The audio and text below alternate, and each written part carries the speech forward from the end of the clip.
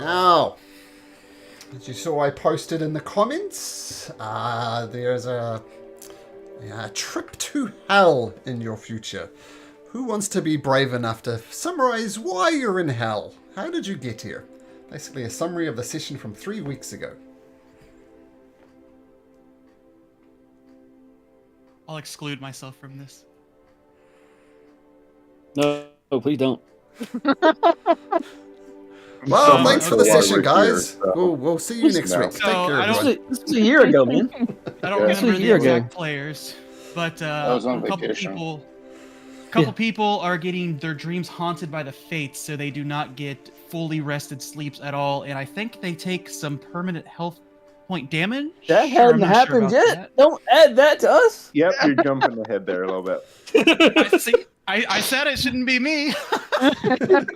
Any problem? And we went back to Mitros to talk to Queen Valis, and she was able to go to the school, where all the debates happened, the great debate area, and they gave us some, debate school, and they gave us a couple scrolls to hell that got delivered to us.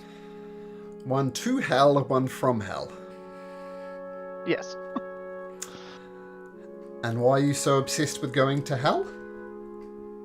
Because the tree, if I remember right, the tree of Thylea said that's the only way to get leverage on the fates.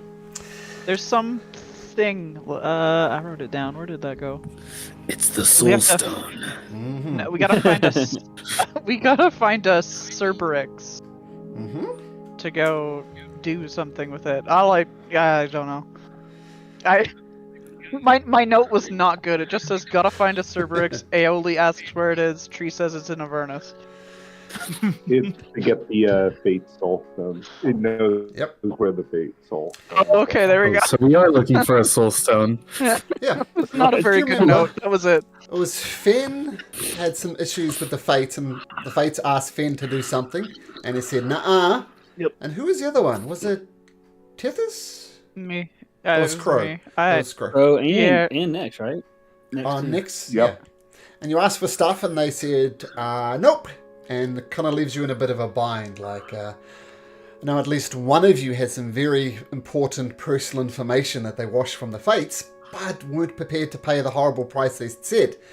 And so you're in a bind. The Fates have held you captive. But the theory was to go to the Hells, the first level of Hells, Avernus, and get their soul stones. And if you have their soul stones, you have control over them. Because if you remember, you're attacking the Fates and your spells were just passing straight through them. Your swords didn't connect, so you're powerless. You could have succumbed and said, sure, we'll do these horrible things, but you decided not to. And as a result, you're going to hell to find the soul stones, and the only clue you have is meeting someone called a Cerberix. So I think we picked it up. You used the teleportation scroll, probably Crow did it, I imagine, being the Arcana magic user, and whoop, you are teleported down to hell.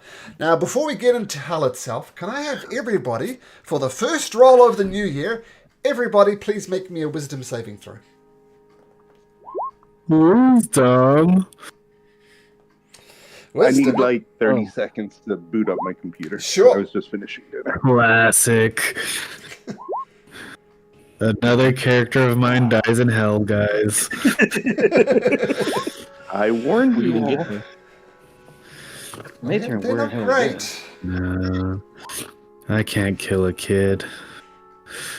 You wouldn't Baby. have killed them. That is semantics, my friend. They would have been alive and happy and well when you dropped them off. I don't think happy. They would have been happy? Yeah, babies are dumb. That's true. Why didn't you tell me this earlier? I tried. Nobody listened. Sandra listened. And yet, every time you listen to me, we survive. So that I'm just going to point that out.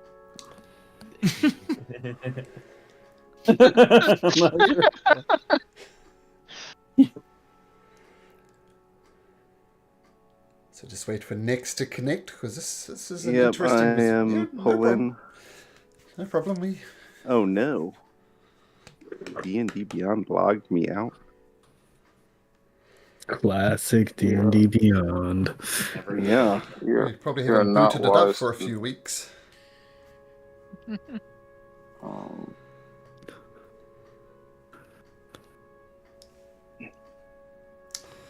That work? Yes. Okay, good. And there I am. All right. I'm here. Sorry about that. Wisdom, you said? Yes, please, if you'd be so kind. Oh, yeah. This is going to be good. Oh. Okay. So far. It's probably easiest, Me and actually, Bullbug. if Nex and Oh, yeah. Bullbug... Can you go to voice channel 2, please? Nex and Yeah, Bullbug. sure. Great. Bullbug done? Where we Well, turn that up didn't at. roll like shit. Well, last time we did It turned where in hell with none of it. This is not. I don't know. We'll see. Okay. Oh, you're gonna deal with Yeah. us first. Yes, no. Oh, We rolled like crap. Yeah, the ones who rolled like crap remain. The DC was 15, so Crow and Finn narrowly failed. Roro. So, I'll get into the description of how in a moment. But as you start traversing the plains of Avernus, the hell is really getting to you. It's a really depressingly bleak place. And you're starting to look a little sideways at your other party members. What this means mechanically, it's not going to happen instantly. It's going to happen over the course of the first few hours. But your alignment is gradually going to change to a lawful evil. So, Oh. now that doesn't mean, of course, you're going to stab your party members in the back. But you are selfish. So, I don't think I really need to explain alignments to you. Let me know if you do. But over the course, you're all going to be lawful evil. I'll let you RP that how you like. But this is just the just hell getting to you. And So we're lawful evil until we exit hell, and then we're back to where we were. a good question. TBD. Yeah. Yes. Oh God. TBD, exactly. So I'm going to let you guys decide how you role play that yourself. But you are lawful evil. So there we go. Okay, I'll just dash over and invite the other guys back, and I'll let you ponder your failed wisdom saving throw. Okay, come on back, guys. Come on back.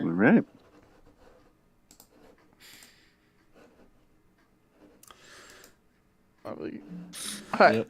Okay, so after Crow, is it Crow or is it Corin? Crow. Crow, it is Crow. Okay.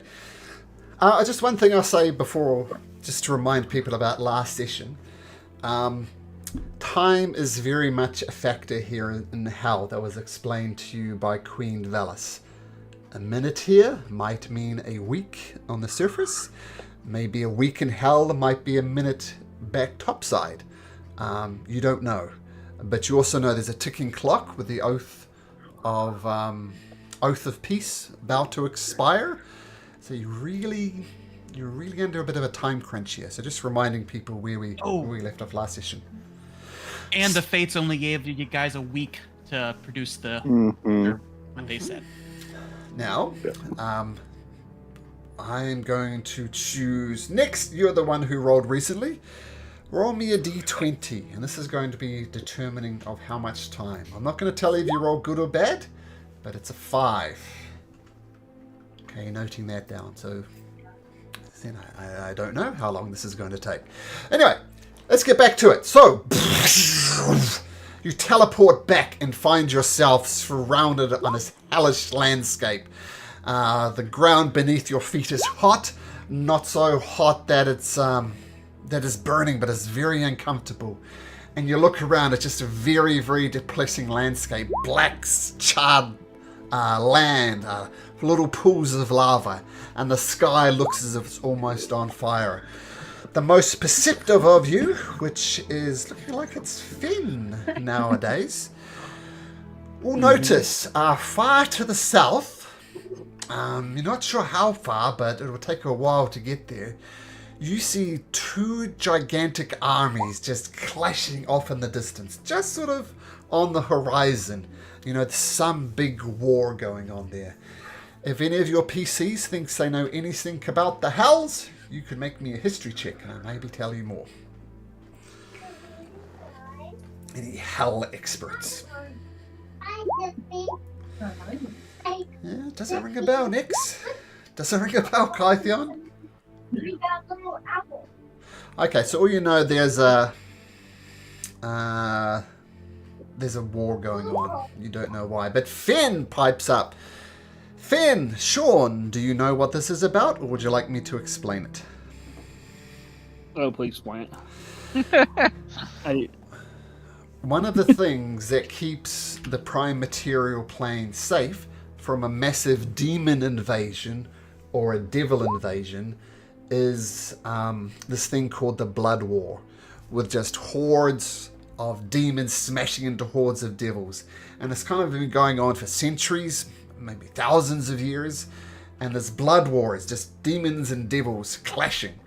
And it's often said that if one of these groups actually wins and succeeds in defeating the other, then there's nothing stopping a demonic/devilish plague to invade the Prime Material Plane. So this is the so-called Blood War. And it kind of makes sense, I guess, because Finn was the one who saw it.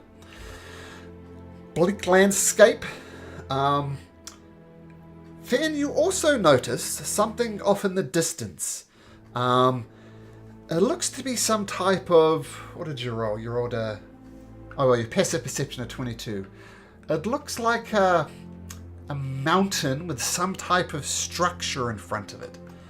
And those are the only two features you make out. So what would you like to do?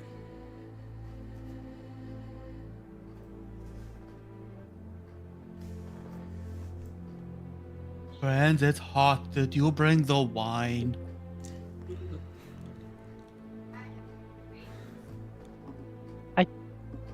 Which one of us would carry it? It's gotta be you. Nobody gave me wine. Well, you should have took some. We were just on the boat. Bullbug don't take from friends. Yeah, obviously.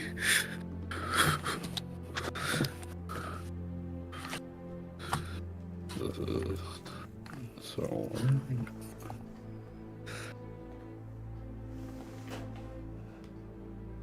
Well, head to the first landmark, I guess. We don't know where this thing is anyway.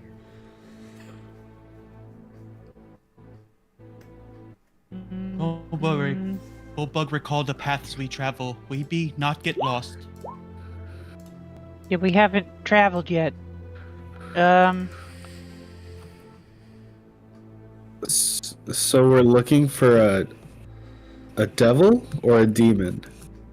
We're looking for entity. a Sybarix. Sybarix? Yes, Sybarix. Can Fen search for that? That's what I was With just his thinking. thing? That's only within 1,000 feet, guys. What is that? Oh, is it? I don't know. Maybe a mile? I think we knew. Maybe. A And- creature? Is distance the same in hell as it is on the material plane? I don't know. Yeah, who knows? Yeah, I mean, I can cast it and see. It is a 4th level spell, so it's going to be a Oh, maybe we should big hold off on that then. I mean, it's up to an hour. Like, otherwise we're just wandering around for like however Yeah. long, right? Yeah, I think it makes sense. I've got 2 4th level spells, so it wouldn't kill it. Do I know enough of the ceilings? I'm going to post it up there a second. So I know the characteristics we are looking for. Describe or name a creature that's familiar to you. Is it familiar enough to us? For me, you think? Make a history check if you like, Finn. Sure. No, aioli, the garlic aioli did not come with you. Finn, you have no idea what a Sybarix is. Or who a Sybarix is. Doesn't ring a bell. Well, looks like we find the closest town or something then. Do they have towns in hell? I was just gonna say, I don't think so. How many people are here? Not just demons and fiends, right? Well, you can Are travel there? here, but that doesn't mean they're here. Yeah, I don't know. I just figure if there are people, they gather together, so... Yeah, I mean, if there's armies, there's civilizations. So there's That gotta is be an eternal army that has been fighting for thousands of years and will continue to fight for thousands of years. There is... Yeah, they have to have some form of base of operations, though, for the generals to hide in their corners. So you want to go toward the ever-raging battle. That's your... No, I didn't say towards the battlefield. I said let's look for some civilization. Right. I'm gonna just send Heckle up into the sky and they can take a look around, I guess. I will remind you that Finn did see a second landmark, which was some type of wall or structure or something, kind of nestled into the nook of a mountain. But I got you for guidance. Yep. So send Heckle up. That's fine. Why don't Heckle make a perception check and see what you can see?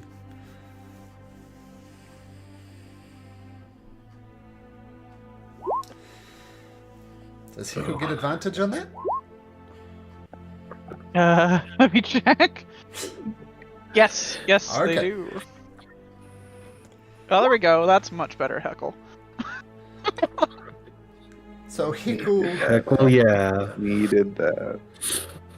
Heckle flies up and does a bit of a buzz around, and it's weird.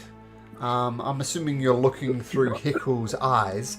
Heckle goes up into the sky and looks around, and he sees more of that structure that Finn pointed out. It appears to be some type of construction site. Something is being built there anyway. And then Heckle loops around to see coming back, and then she comes back and looks once again at this construction site. And weirdly enough, it's further away, even though geometrically she's in exactly the same place.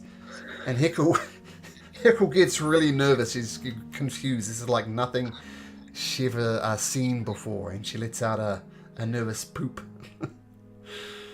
Fair enough. Hey, well, that's what we got.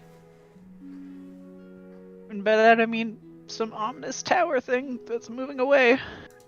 I mean, it's either that or the war, so yeah, I'm game for that. Yeah, I don't think they're gonna want to Tower. talk to us there. No.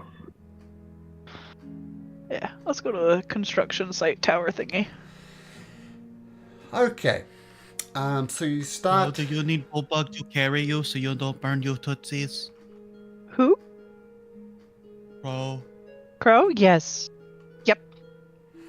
Okay, ride on Bulbug's shoulder. Will do. Whoop. You can fly, Crow.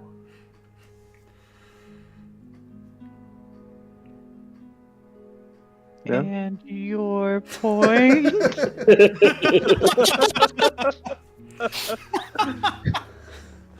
Okay, so the very light... No point.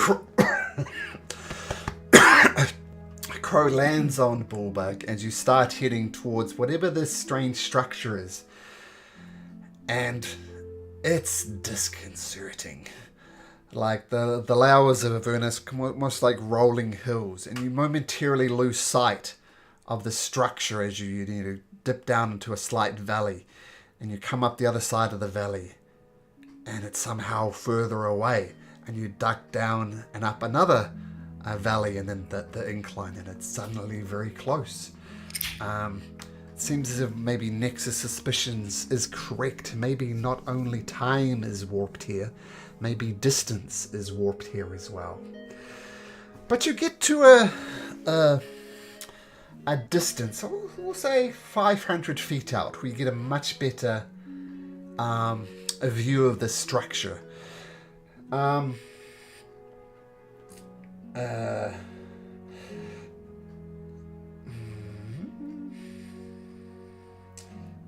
There's a wall surrounding this structure. Looks as if it's made from bones, mostly bones, quite frankly, and not much else. You see a gate on top of it, and you see 2 guards on top of the gate. And that's all you can see from 500-ish feet out.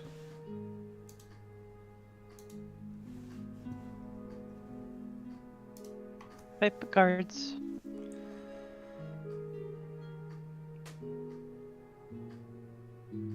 Something? What type of guards? Oh, you can't see from this distance away, 500 feet. I'll say you can make out that they're short, like sort of halfling type size. Short kings. The Tower of Short Kings. Got it.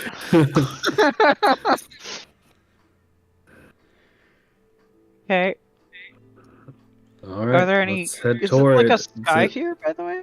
Like, what is this? Is there a what, sorry? A sky.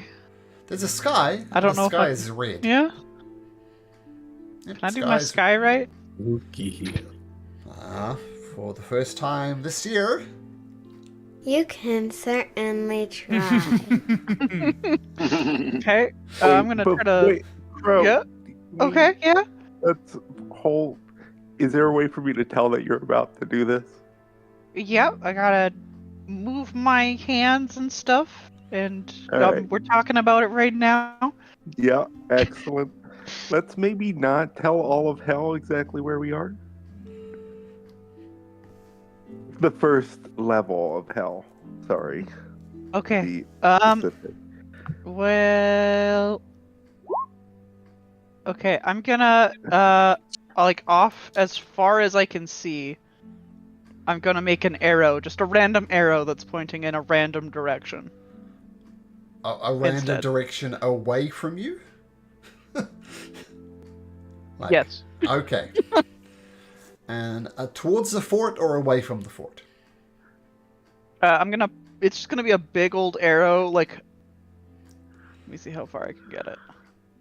As far as I can see, so like a big old arrow off in the distance, just pointing towards the big army where that's happening.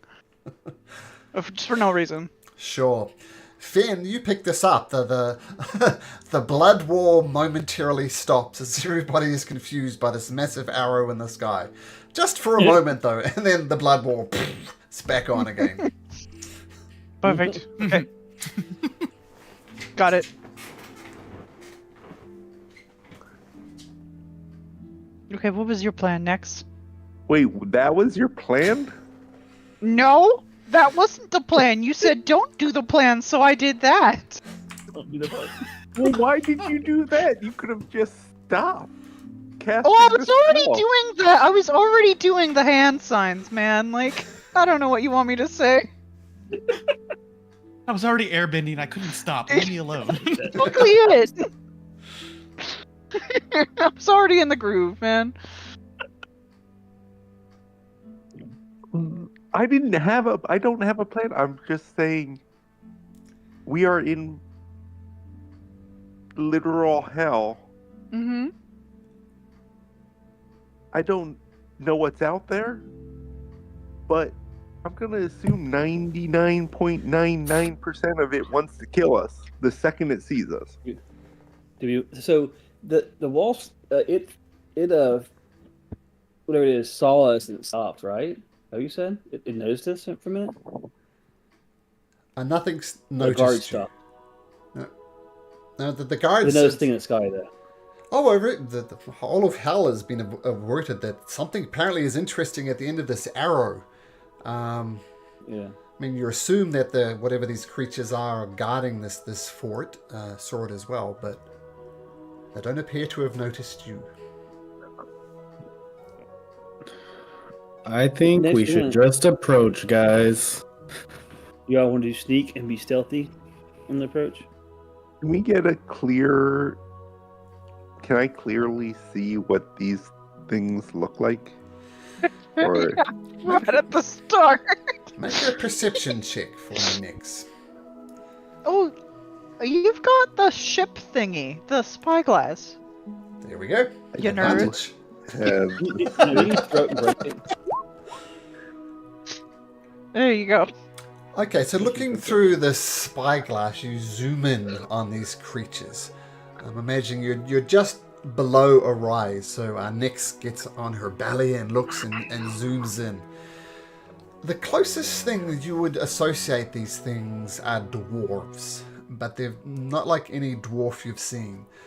They're a white beard, long beard, white hair.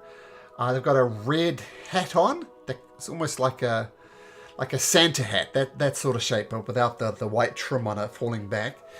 And they're carrying these large hammers. And with an 18, you also notice they've got rather large feet, like disproportionately large feet. And that's what you see next. Okay. Can I tell generally how many there are? 2. Oh, just the 2. Just the 2. Yep. There could be more inside, but you can't see inside. All right. I got no plans. What are we doing?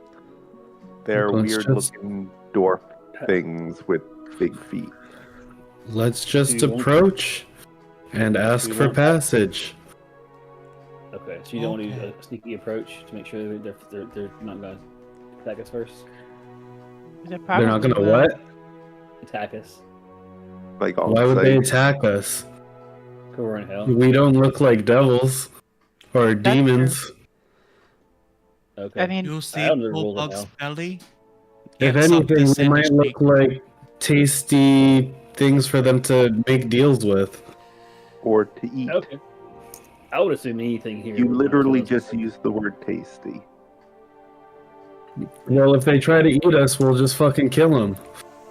Don't worry, friends. They'd eat Bulldog first. I'm so fat and juicy. No, you're strong, bro. They try to eat you, and then you're just like, no. I believe in you. I was going Oh, to ask Bulldog if you wanted to believe pass- in you. You guys want to pass out a trace or no? I mean, That's we fine, can. that's fine. I mean, I don't think we need to sneak. Okay, that's fine. I mean, if we're just if there's no way around the back or anything, might as well. Unless we're trying to sneak up and like attack them off the wall. Yeah, there's no back. Seems Imagine a over- mountain with this Yeah. fort in front of it. So to come from the back, you'd have to climb over a mountain and come down that way. So Oh, there's not yeah, really we're a going- back way. Alright. Do we know the anatomy of the two figures? Like, are they more devilish or demonish? Dwarf. Dwarf. Dwarfish. Yeah, With big neither. old feet. Neither. From Oh. Nick's looking through the spyglass, they didn't have horns and, didn't look devils. Dwarfs is the closest thing, and dwarfs are not, devils or demons. Can I just wave from the distance that I'm at? Yeah, sure. You crest the top of the hill, wave out a feathery wave. hand. No response. You are 500 feet away. Cool. I'm gonna get a little bit closer and I'm gonna do it again. And I'm just gonna keep doing that until they notice me. Okay, so moving in front of the group, like 400 feet, they don't notice you. 300 feet, you've got their attention. They're what you assume. What are beady eyes? But you probably can't see their little beady eyes. They're both looking in your direction, and one of them points at you. Just to point out, oh, look, what the hell's that? You have their attention. I'm gonna point at them and do a big old thumbs up, and hopefully that's not rude in this country. They confer with each other and they don't respond. Okay, I'm gonna start walking forward. Okay, so as Crow bravely walks forward, what are the rest of you fine adventurers doing? I'll be with her. Okay. walking up. Sandra will follow. I will. Yeah. I'll follow along. Okay. A very I comfortable. will also make some hand signals Nice, friendly waving hands. along with Tippers. Crow. Okay. Yeah, like evil waving hands, like cryptic hand signals that Cool. seem troublesome. So it sounds like all of you are approaching. Let me know if that's not true. So you wave up with Tethys and Crow waving and doing hand signs. They're not responding, and they just kind of lock their eyes on you as you approach. Now you're like 50 feet away, close enough to communicate with. We request passage through the gate. Okay. Just 1 second. Also, do you speak common? And we're not actually seeking passage. Just don't know what he's talking about. And sorry, No, we're trying to get inside here. I told a No, lie. They don't we're- have hammers. They have sides. And I just posted in Roll20 what they actually look like. Oh, I don't like They those look- things. They are less More like a- friendly More like a They gnome. look like we can kill them, guys. No big deal. We are just looking for the Ubex. Is that how you pronounce No, it's a it?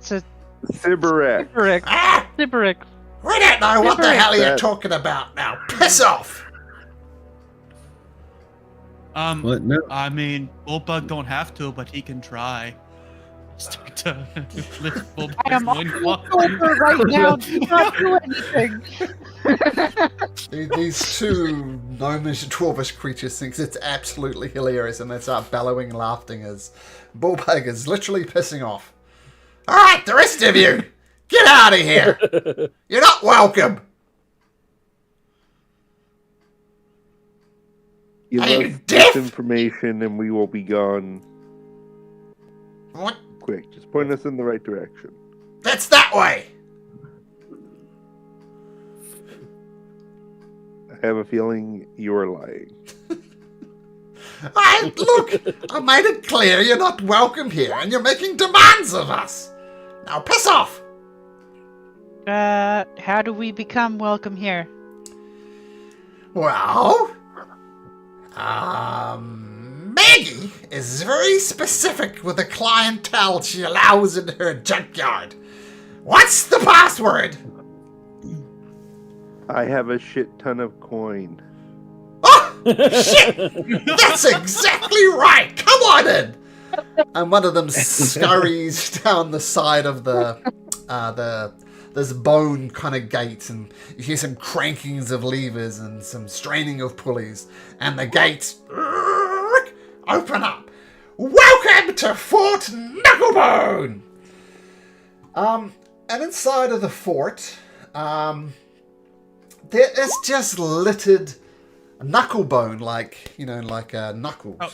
Not nickelback. Knucklebone.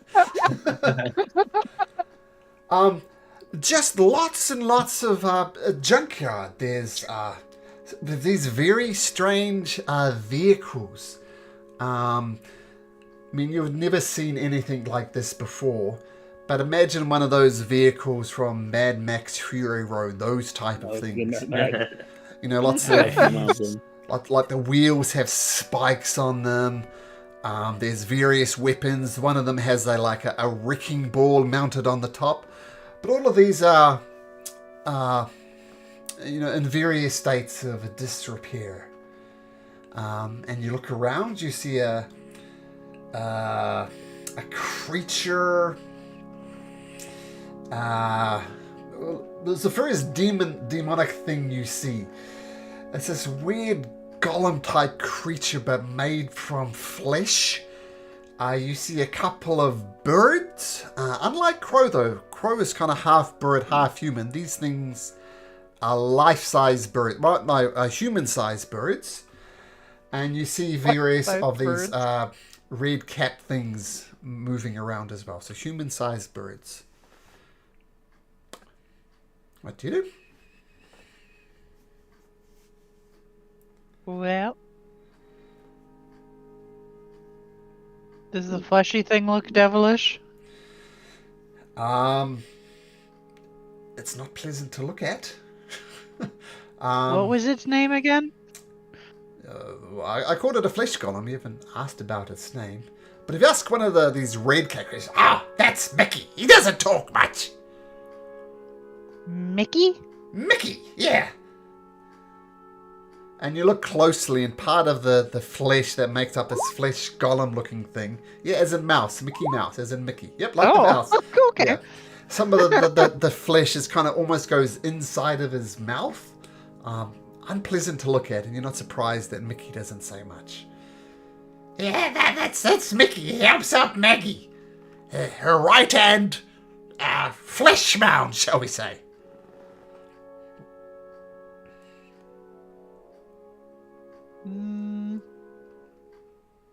Who's in charge here? That would be Mad Maggie. Mad Maggie. Mad Maggie. Mad Maggie. Okay. Yeah, well, I'm gonna go talk to her now. Follow me. I'll lead you the way. Okay. And he leads you into like a metallic kind of garage almost inside of this junkyard. And inside, as he opens this kind of curtain thing, inside is the most pleasant thing you've seen so far in hell. There's cushions everywhere. There's lights, just like a little den almost. And sitting in the middle of it, this large lady, about 6'5", quite rotund, with little horns sticking out the back of her head, little wings, but these wings are tiny little wings.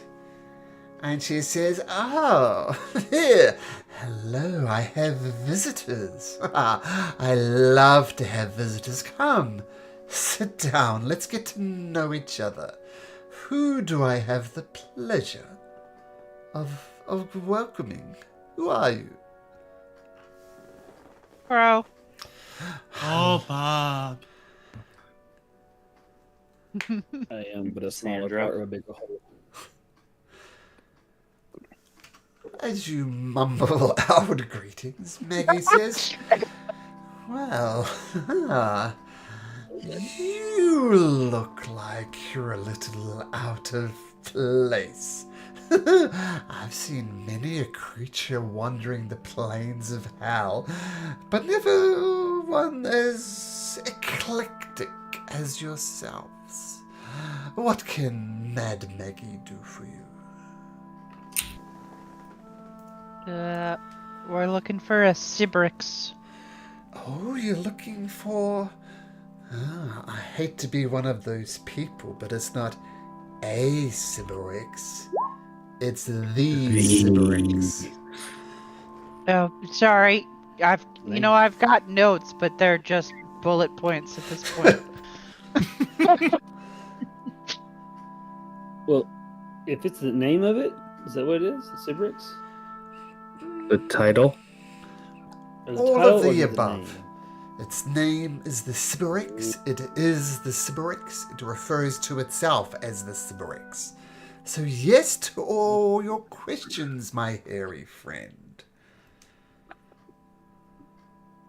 Who's Harry? Probably Fen. Oh. It kind of is, yeah. A fair portion of the party, unfortunately. Speak for yourself. You wish to find the Sybrix, I assume? Yeah, we got to talk to them. Yeah.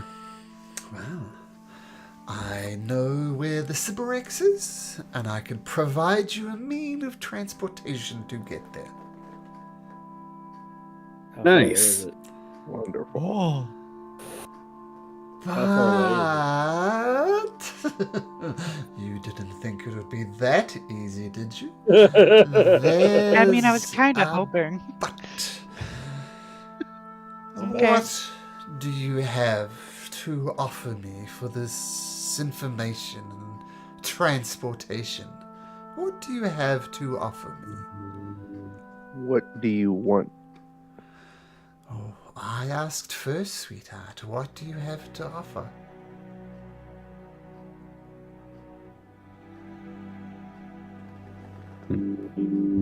What do I have? I have this magic coral. Magic what? Sorry, magic? Coral that Aeoli's dad gave us. Oh, that allows... Oh. That is... next to useless here, I'm afraid. I have no use for that. How about Oh, a yeah. basilisk egg? How about what, sorry? A basilisk egg. Oh, a basilisk egg. Basilisks are a dime a dozen here. Not interest me. I have Do What about Gorgon's friendship? blood. You can be Bulbug's friend. Yawn. I desire something more delicious. What's I have delicious? Gorgon's blood. Oh. Maybe that's delicious. Not to my palate, sweetie, no. What do you like to eat? You're a fascinating creature there, Crow. It's almost as if you're... I sense you're two people? Does that make any sense to you, Crow? I mean, maybe, but I don't know. I'm the only one in here right now. Interesting. Usually, at this point, when people come from somewhere else to make a deal with the Maggie, they offer me gold and coins and gems. The first thing to know about Hal is gold is not the currency here. Souls are the currency. But I am not going to ask you for your soul. That would be, shall we say, rude of me. What I desire, most of all, is memories and experiences and joy and laughter and happy memories. So the price for you to find the Cyberix, for me to provide transportation for you to get to there, will be a precious memory from each one of you. Okay, you can have a memory from Bulbug. Come here, Bulbug. Okay. You're a big lad. This'll only hurt for a moment. And she bites down onto the top of your head. What's your most precious memory, Bulbug? Most precious? The one that sticks out the most? When he was sold into slavery and all the years as a slave. That's a precious memory? Precious? Happy memory? Oh, she wants precious. Oh, my plan backfired. That's fine. The family that took Bulbug in as a child, that raised him as their own. Cool. Oh God. Yep, that hurt. What family, Bulbug? It's gone. You take 1 psychic damage. And you see Mad Maggie kind of wiped her mouth as the blood from Bulbug's top of his head. Oh. Who's next? How do you do that? Just let her bite your head. It totally hurts for a minute. Do we have any... I have lots of happy memories. You just want any? Oh, what? Things in the house can get, shall we say, depressing at times. Everybody wants something for something. I just want to experience a little bit of joy that you've had, Nix. Oh, okay. Then yeah, I got the perfect memory for you. Oh, come here then. And she flicks off your hat with a long, Not my spiggly, dirty... captain's hat. Are you ready, Nix? Yeah, let's get this over with. She bites you on the forehead. You take 2 points of psychic damage. What's a happy memory, Nix, that you are about to lose? It's unfortunate to lose, but I'll give her Nex's wildest orgy sex memory. Odd. Okay. All right. Once again, she releases Nex, wipes the blood from her face. Oh, Nex. Well, if you're looking for the hedonistic ways, you've indeed found the right place. Who's next?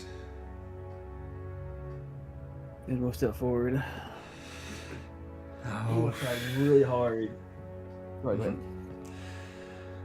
And she clamps down on Fenn's forehead. Fenn takes 4 points of psychic damage as she bites into your head.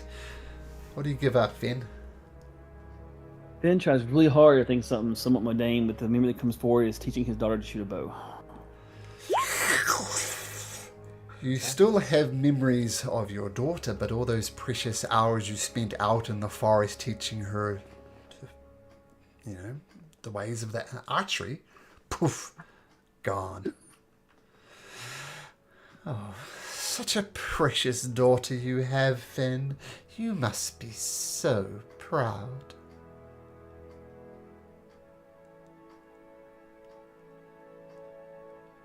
He steps back. Not sure what to say. Who's next? That worked? What? Like they could see your kid. That's impressive. They have his memory. That's though. true. My memory, though. Yeah. It's impressive. Most people don't know they exist. Yeah. Oh, I guess now once one more person knows. Yeah, that's like an odd price for an odd little gift there, right? Yeah, that is interesting because it is your memory and you're the only one who remembers. So yeah, that's great. Finally, have somebody else that actually knows she exists. So that actually would be somewhat like a shiver of pleasure from the oddness of losing it. Yeah. Way to work the system, Finn. Way to work the system. Right. Right. Oh, and you, like Cassandra, you look like a fish out of water. If you just forgive the expression, this does not seem to be a place I imagine you would enjoy very much. Yeah, it's a little toasty here. Have you got a memory for me? I'm sure I got a couple way back in the noggin. My couple 100 years of life. And she puts her bony hands on the side of your face. Hold still. Humph! Bites down on your forehead. You take 1 point of psychic damage. Cassandra, what's a pleasant memory you are about to lose? Has to be a pleasant one. It'd probably be kind of along the lines of Bullbugs, as the family that adopted me when my mother was taken away by a dragon. And raised me to be the champion of Mitros. Wow, you lose the loving memory of your family. You knew you were raised by somebody, but in the memories when you see someone making you breakfast, it's just a fuzzy outline. It's not really there. Poof, it's gone. What about you, Mr. Tethys? You look unlike Cassandra. You look quite at home here. Let me Fair to take a breath. say. Are you ready to give up something happy, Tethys? Oh, I'm ready. I'm ready. She grabs you by your horns and then once again bites you on the forehead. You take, I'm not rolling very well, 1 point of psychic damage. And what's something important to Tethys that Tethys gives up? I don't know. Well, maybe memento. He probably has some family mementos, I think. Does that have to be really important, or Has to be happy.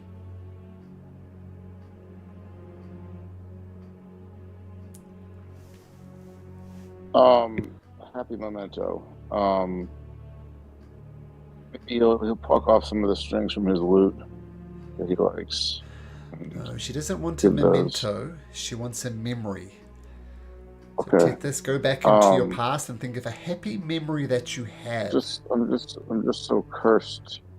Everything about my life has been so cursed. Matt doesn't know what a happy memory is. At one time, I thought this girl liked me, but she was just cursing me. But for a moment, I was happy.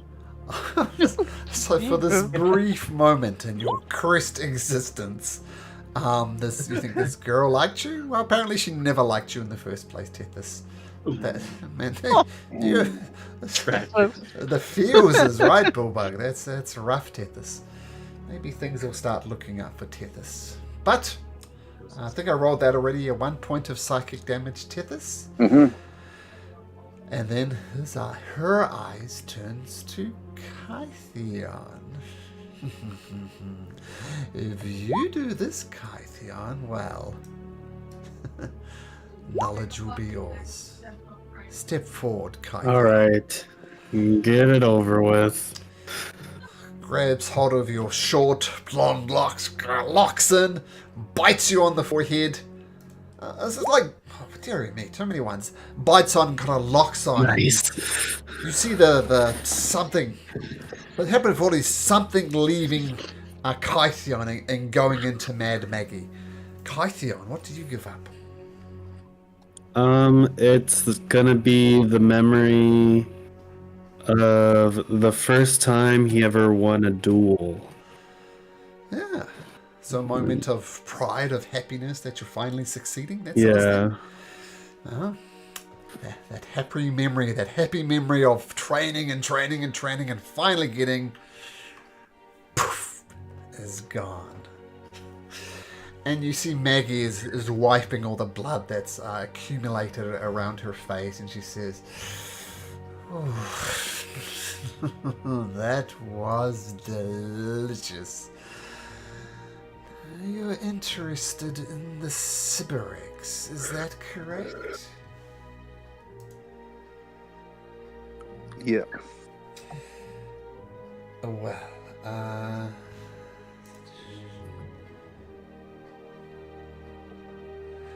would you like to see a picture of the Sybarix? Probably not. Well, how will you know what you're looking for? Yes, we would like to see it. Don't listen to her. I'm just being realistic. This thing is not going to be pretty. We need to know what we're looking for. And she goes into some dusty old leather-bound tomes. She says, here it is. You're lucky, as I believe this is the only living sketch of the Sybarix. And... what's going on?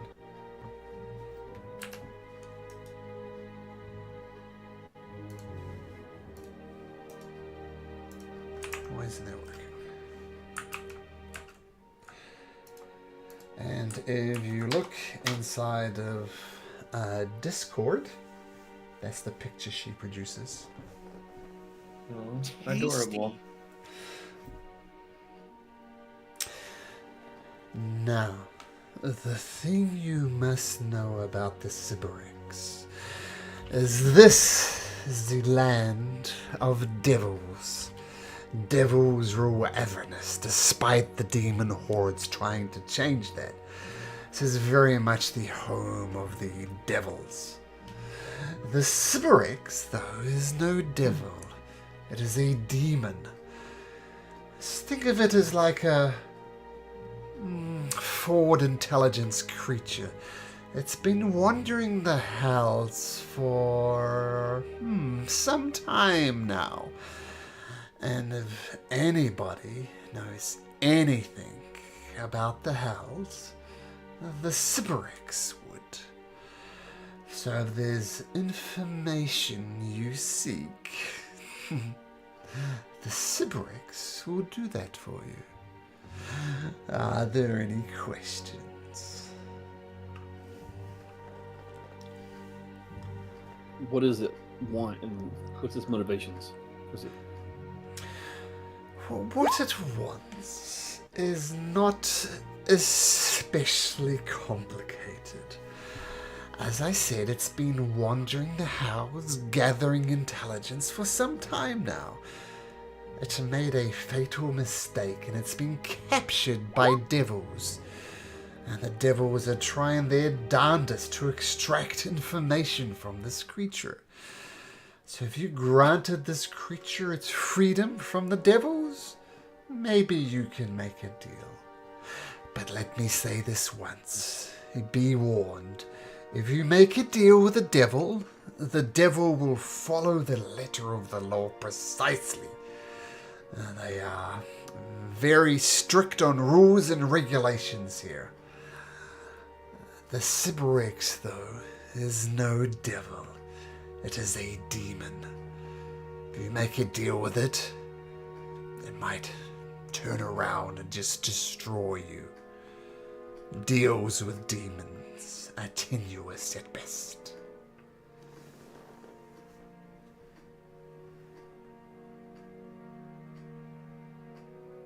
Demons and Titans. Yeah, we know.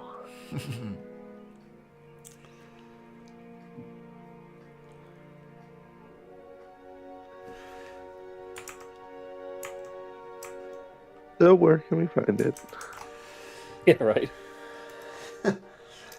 Well, for such precious, delicious memories, I can, shall we say, drive you there. I'm sure you saw my interesting vehicles out here. Why don't we all take a simple drive to the Sybarix? What do you say? We already paid for where it was. That's what we actually asked to begin with. Look, we're paying twice for the same thing. Oh no, the deal was transportation to the Sybarix and the memories. Price paid in full. Okay.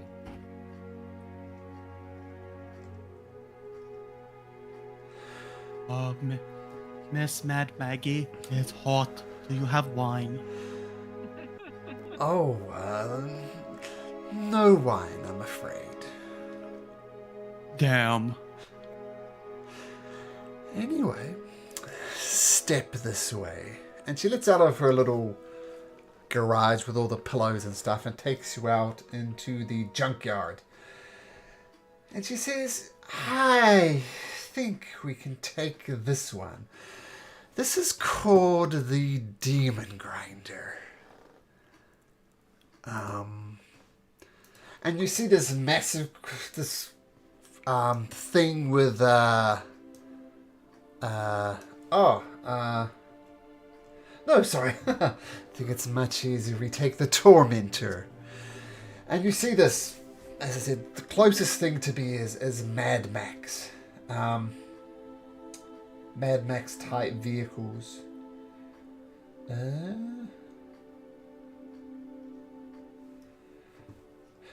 Okay. So, the thing is, I will be driving this vehicle. That is what I'll do. But we need people, shall we say, working the machine as well. There's lots of stations to be done.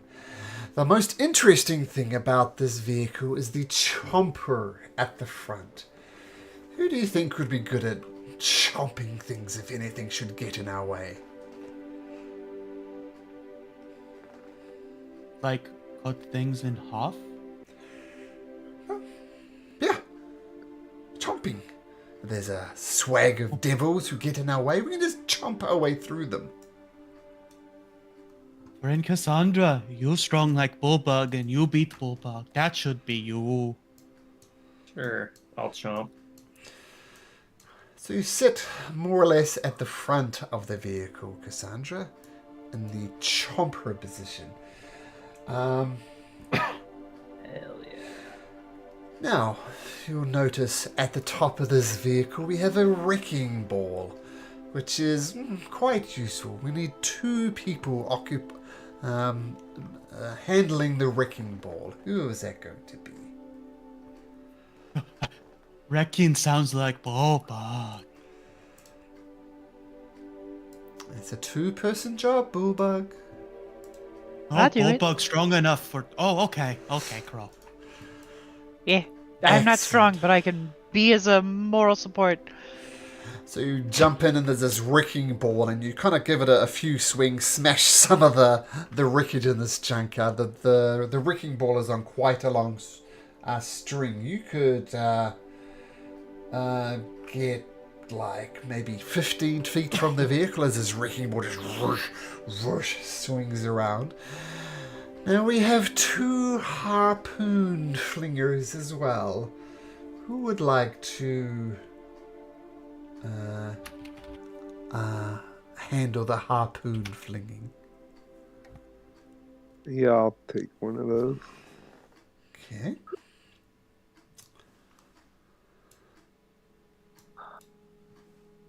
Think Is Kaitian still not with us? Papion will join me on that one. Okay. Now, Tethys. Have you ever ridden a horse, Tethys?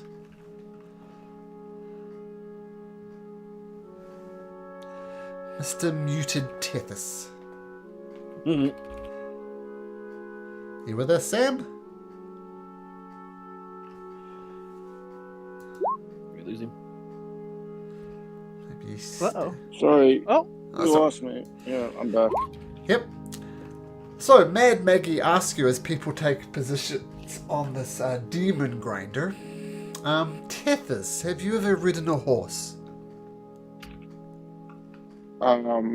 I do not feel comfortable riding horses as a half goat. Well, no, that's good I'm not then. ridden a horse. Because it's nothing like that. And she sits you down on kind of the co-pilot seat at the front of this demon grinder.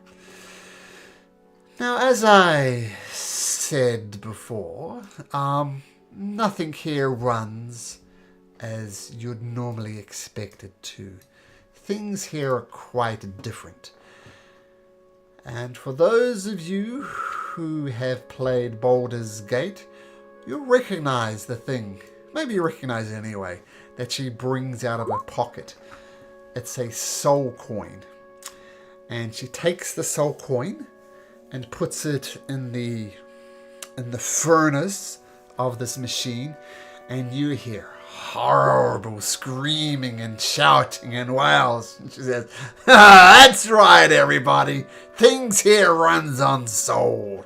And she revs the engines a few times, and she starts tearing across the plains of hell, with being fully fueled by the souls of this unfortunate creature.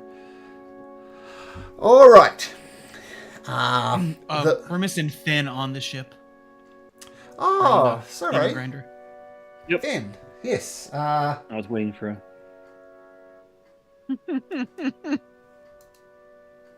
Well, Finn, we've run out of positions. You could help someone at one of the positions. I can scout or something. Ah, there we go. So Finn up on the top, kind of reasonably close to Crow and Bullbug, keeping an eye out as you tear across hell. Finn, while you're up there, why don't you make me a perception check? Mm-hmm. It's an advantage. Yep. Need advantage. Oh,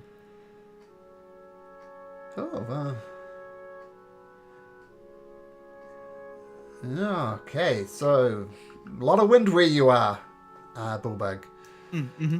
Hopefully the things that are important stay up, like internet, obviously. Okay, Finn, you do see something. You do see... so we're about to go into something. This is going to be more theatre of mind anything. So think of when exact distances happen. It's not the actual distances. But you see, cresting over the hill, behind you, trying obviously to catch up to you, you see another one of these mechanical creatures, mechanical contraptions like that. And you also see two, what can best be described as motorcycles following behind it. And they appear to be faster than you. Finn, what do you do? You tell the folks what he sees. We have things gaining on us. You guys want to... Are they passing us or trying to catch us? Or what are they trying to do? Well, they're roaring towards you, put it that way. Which way are we going? We go into the... This is their mind, you said. Okay, I'm sorry. West would be east, but directions here are all a bit fuzzy. And they seem to be chasing us or just going in the same direction? With your natural 20, you saw them going towards you, and then they swerved off at the last minute as if... So they weren't following you, but now they are following you. So we've got company. We're being chased. Next, we've got people about to try to attack us. Do you have some?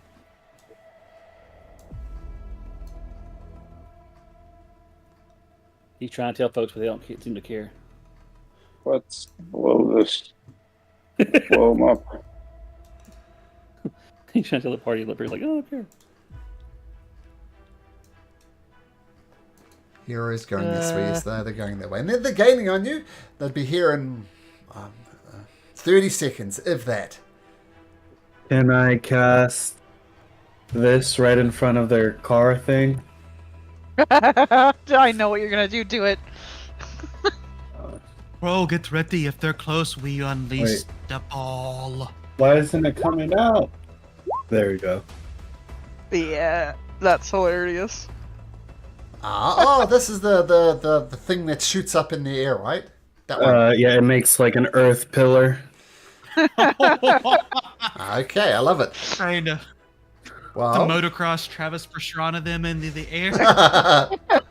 Well, just so we can get organized, let's all roll for initiative. But yes, you can do that, and that will launch stuff off.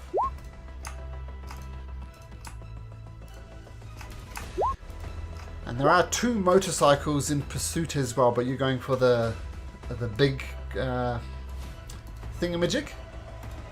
Uh-huh. Okay. Alright, so it's terrible rolls, Malcolm. So I'm assuming everybody... I'm assuming everybody's in the initiative order. As this big earthen thing comes up, and the driver of this machine is going to make me a dexterity saving throw. As soon as I get him ready. And what was it, DC? 16, was it? 16? 16. These things aren't particularly dexterous, and they roll a 6. And what happens... I'm going to ask you to roll me a D20 for me. D20, please. Okay.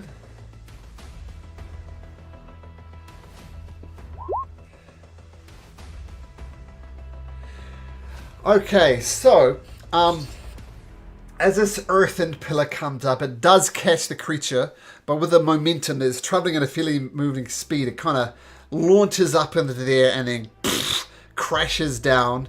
Almost comes to a halt, but then you hear some screams as whoever's driving this puts it into gear and it starts screaming away.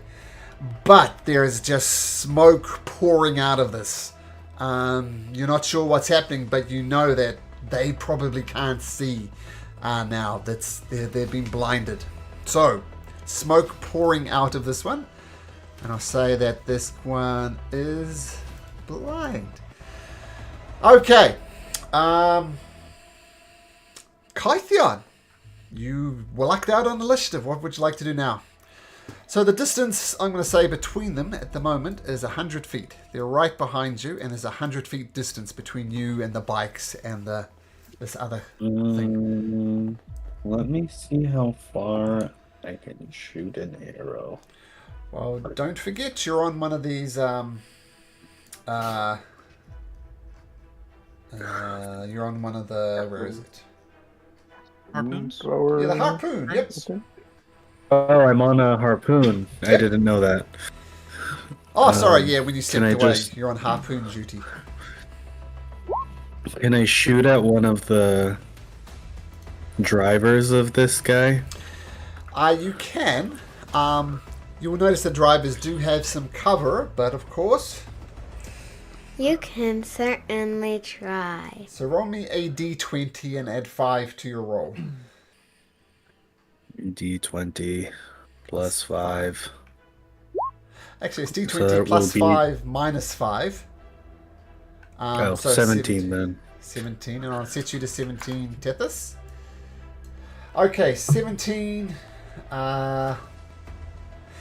Yeah, it just hits the very thick armor on the side of us and just bounces off. A 17 is not good enough to get through. Okay.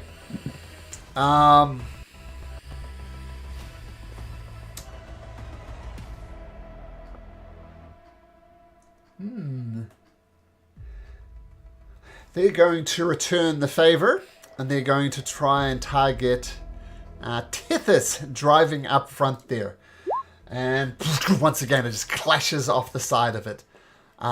Cassandra. On the meat grinder in the front. Uh-huh. I don't really think there's anything I can do. Okay. Yeah, no, there's nothing I can do. That's out of my range for anything I could do anyways. Sure. So Crow together with Bullbug, you're on top of this wrecking ball. You can start swinging it if you like, but they're too far away to hit. You have to get within 15 feet. I'm gonna look down at Nex and ask if we're supposed to be quiet about this or if I can be loud. Light them up. Okay, time for the boomstick. I haven't used it yet. Sky as much as you want.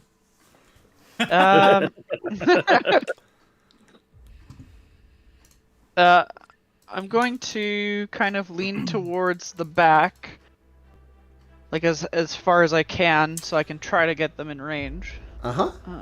Check.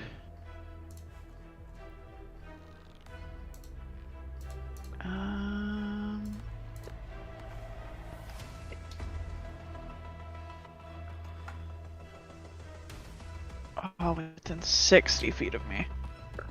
Oh fuck! I guess I can fly. I can fly. I can fly. Fly over there most of the way. Sure. And do thunder and lightning from my boomstick that I got, that I haven't used yet. Oops. Use these actions to Move do these lightning guys strike. down to like there.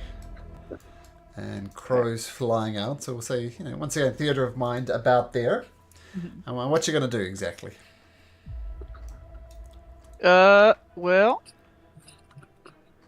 So first of all, for the lightning, I'm gonna try to get. It's a line AOE, so it's 5 feet wide and 120 feet long. And I'm gonna use that. So whoever's in that line needs to make a saving throw, a dexterity saving throw. Are you going for the drivers of this thing or the people on the harpoon flinger things? You get one or the other. Like the drivers. The drivers. Okay. Drivers. And what's Yeah. the save? It's a dexterity saving throw. Yeah, and they It's a roll... DC 17. Well, one makes it with a 17 and one fails it with a 16. Okay. And then so it is half damage for the successful one, but it's 96. Oh, no, actually, they're 27. blinded. They both don't see it coming. So they have disadvantage on the dexterity checks, which means they both fail. So as lightning crackles through the hound, they both take 27 points of lightning damage as your thunder stick goes boom. And so you're just hovering off the ground and shooting it that way, or did you get some Yeah. Okay, hovering off the Not ground. necessarily some height, but I can also use my thunderclap property on this as well.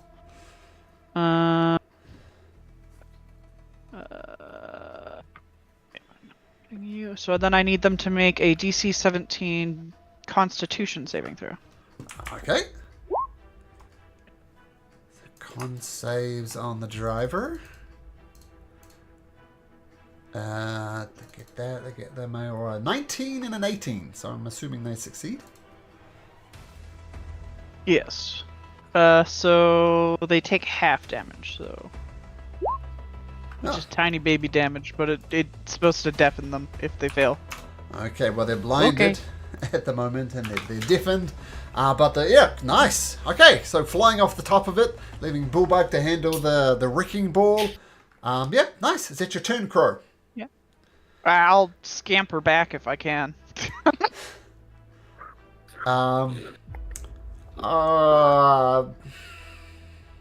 So you're 100 feet apart, and what was the range of the boomstick? You had to be within...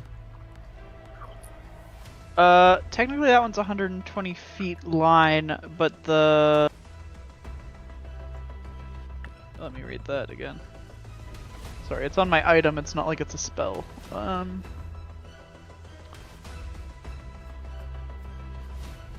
60 feet.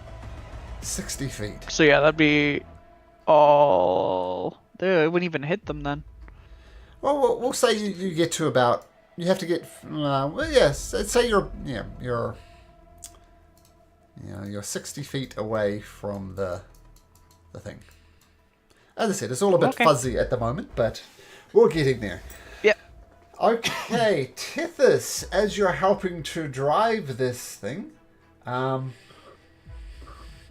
need you to roll me a D20, please, Tethys. Okay, here we go.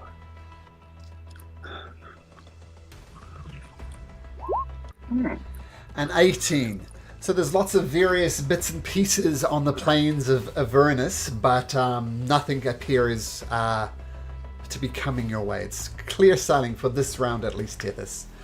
You are driving the vehicle though. So is there anything special you'd want to do? Well, I mean, you can turn, you can go head on with these creatures, you could try and target one of the smaller bikes. You're in charge of which way this thing goes, Tethys. What would you like to do? So, I don't know if having Tethys drive this was a good idea. Tethys is gonna, he's gonna turn the bike towards these guys, but then he wants to cast a big spell, so he's gonna take both his hands off, which I think I need for the spell casting. And I got a nice big new spell here. I'm going to cast a vitriolic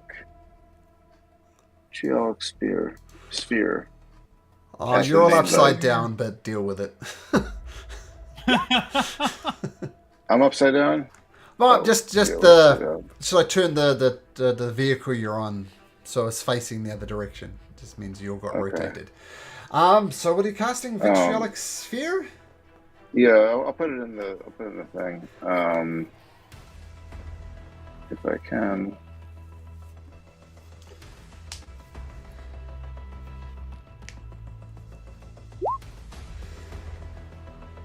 So it doesn't keep one look within range. I think since you turn around and you're going straight towards them now, no problem with the range. Yeah, the range is fine either way. Yeah, okay. So, a sphere 20 feet. Okay, so I'm going to say everybody on board needs to make dexterity saving throws. We'll start with the drivers. would it hurt their rig too since it's acid damage? Oh, we're getting there. Finn does a random deck save. The 2 drivers failed. The 2 passengers. Didn't do that. Dex. What do you get at Dex? Oh, natural 20 and 18. Does 18 make it? Yes, it does. So the drivers fail. The 2 passengers do it. So the drivers will take that. And that. And they take that. And that as his vitriolic sphere crashes over it.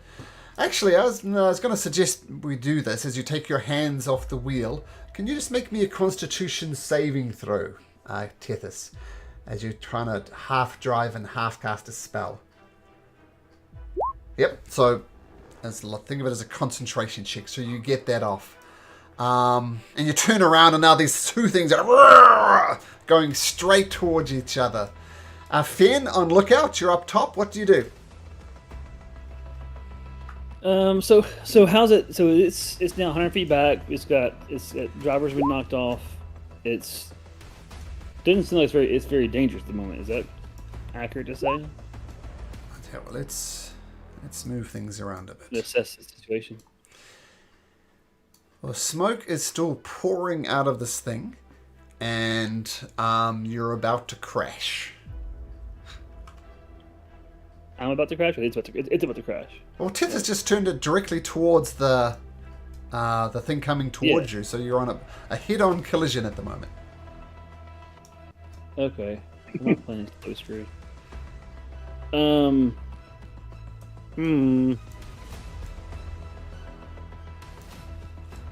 don't know what I'm going to do now. Crow is in the middle of that. What? Well, there's 2 vehicles going directly towards each other, and Crow is literally in the middle of them. So this might be a Crow sandwich before long. So, what do you do, Ben? I think Finn's just going to hang on, honestly. I don't have anything good for this right now. Yeah. So mechanically, we'll say you're grabbing hold of this demon grinder, bracing for impact, and if things go bad, you'll have advantage on your rolls. We'll do it that way. Okay.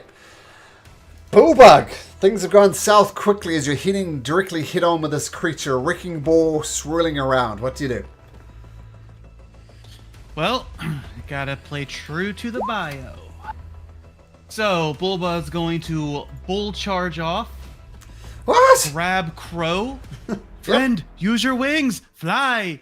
And do like a swing, like suplex and try to throw Crow out of the way and make Crow glide as far as they can to get out of the way of this collision. Or not suplex, like the Olympics where they have the chain on the ball, like, and they're going... Hammer throw. Yeah, suplex is something you're grabbing Crow and poof. I'm pretty sure that's not what you want to do. No. Crow, are you okay with this? Yep. Okay. I'm down with that. Okay, so picking her up like the hammer throw, you swing around, and I'll say you can take the dash action if you like, Crow, in whatever direction you so choose. No, actually, whichever direction Bullbug chooses. Which way are you throwing her, Bullbug? Straight north, out of the way. Okay. Like up here, just straight north, out of the way of the collision and the debris. Oh, Nyx and Kythion, they went for a ride. Okay, cool.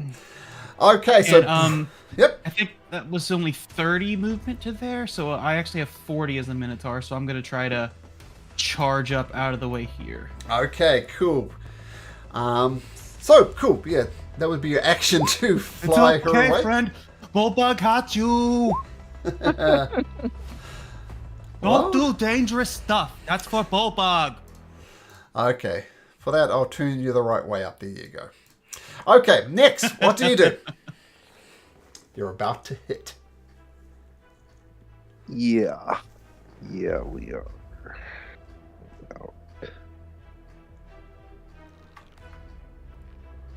Um.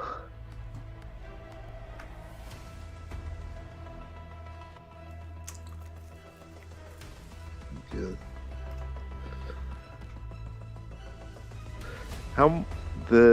how big are these vehicles? They're 2 scale. 2 scale, so pretty big. So they must weigh quite a bit. They're 35 feet long. And they're feet heavy long. as well. Very heavy. Heavy.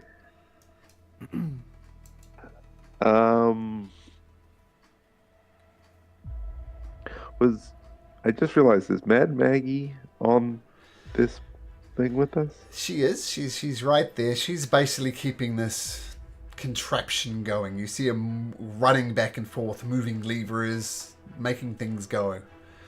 So that's what Maggie is going to be, keeping this thing moving. And if that stops happening for whatever reason, we'll get there.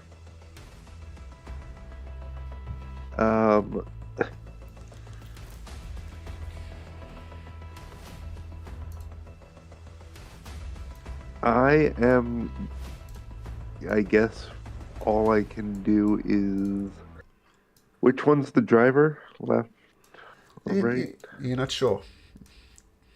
I mean, there are covered up. Like, there's lots of armor, and they're kind of peeking out through the front of it. You're not sure which one is the driver. Well, Tethys is the driver on the right, so I'm gonna say my left. Sure.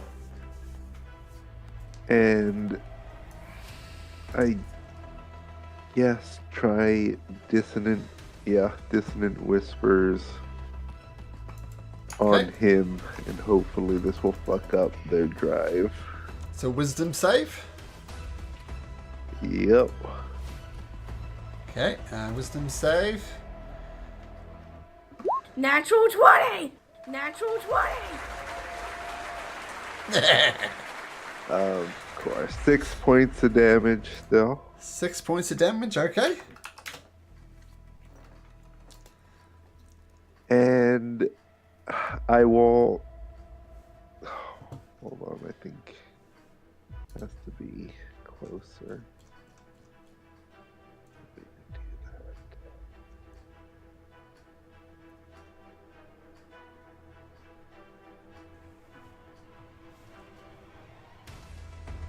Natural 20.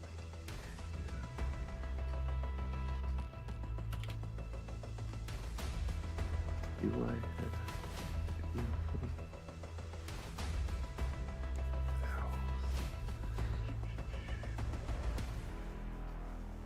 Yeah, 30 feet, damn it. Can I use my telekinetic ability to turn the wheel of our vehicle out of the way? You can certainly try. Yeah. So you're trying to wrest it out of Tethys's grip to turn it just enough to... Not pull it out of his grip, just like he's driving along, then all of a sudden he makes a very sharp left-hand turn for no reason that he knows about. Okay. I see no reason for that not to work. So you're turning away to avoid the head-on collision, right? Yep, that is the idea. So we'll say you turn it... Which way? Turning left or right? Like to left, the bottom? so we don't run over Bullbug. So like that direction there. Like that? Yeah, correct. Okay, so bonus action, full across self-imposed drama, indeed. Now, you hear, what are they speaking? I don't know what they're speaking. Oh, you hear them speaking common, strangely enough, in this thing. And you say, put out the fire! And I'm going to roll a d20. And 10 is good enough. You see one of the creatures at the back kind of pat the thing down. And then you hear grinding noises coming from the front of it as it turns toward Bullbug. and Bullbug goes through the demon grinder. Bullbug, can you make me... where is it? Through... oh, it's an attack roll. Okay. 16. 16? 16 exactly. So you see Bullbug trying to desperately go out the way, but this grinder just goes completely over top of him. And you take +4. You take 41 points of damage, and you are knocked prone as you go through this demon grinder. And as it goes over the top of Bullbug, swinging narrowly past you,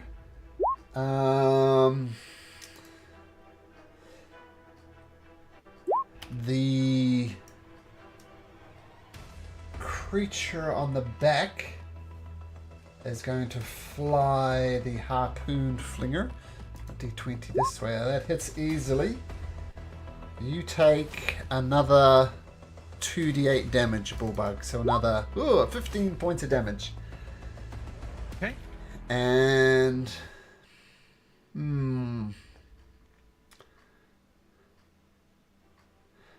And... oh, we'll go to this. The guys on the motorcycle pull it up and put this thing into a wheelie. And... oh, not the wheelie.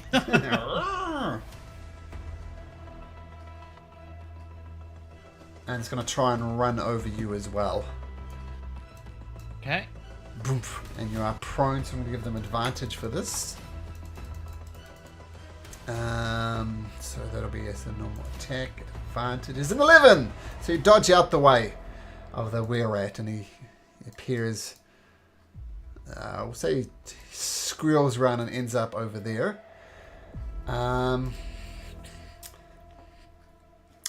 Now, this other creature driving it is going to try and clip the back of you. As you're trying to wrest control back Tethys, I'm going to have you make a dexterity saving throw. Okay. So we do it. 23 is good enough. So it clips the back of your vehicle, but you're right. It may be helping with the telekinetic shove by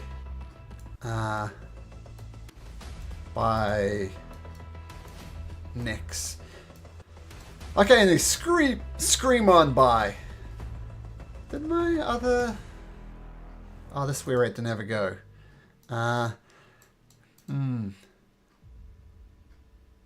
As you're zooming past, this guy is going to try grab hold of Cassandra on his bike and try and grab her by the collar and yank her out of there.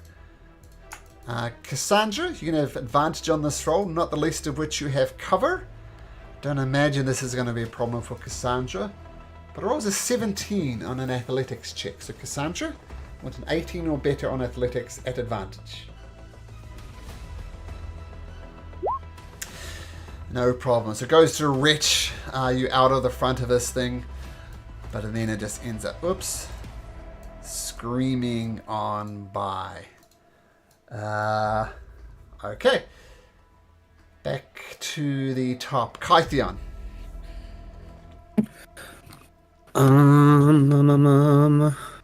Are these distance accurate now? No, I'm going to say you're another 100 feet apart as you zoom on past. 100. That changes everything. I don't know. I'll just try to shoot at whoever I think the driver is again. And Crow, you're all the way back. Guy. You're 100 feet away as well. As it zooms on past. I'll shoot at the top-looking pig thing. Okay, take a shot. They do have cover here. With the harpoon? Yeah, that's a miss. Oh, okay. So whenever you fire, just flies across the plains of Avernus and misses. And then as a bonus action, I don't know. I'll just say, you got this, Nex, and I'll inspire Nex. Okay, Nex gets some bardic inspiration. Okay, cool. No,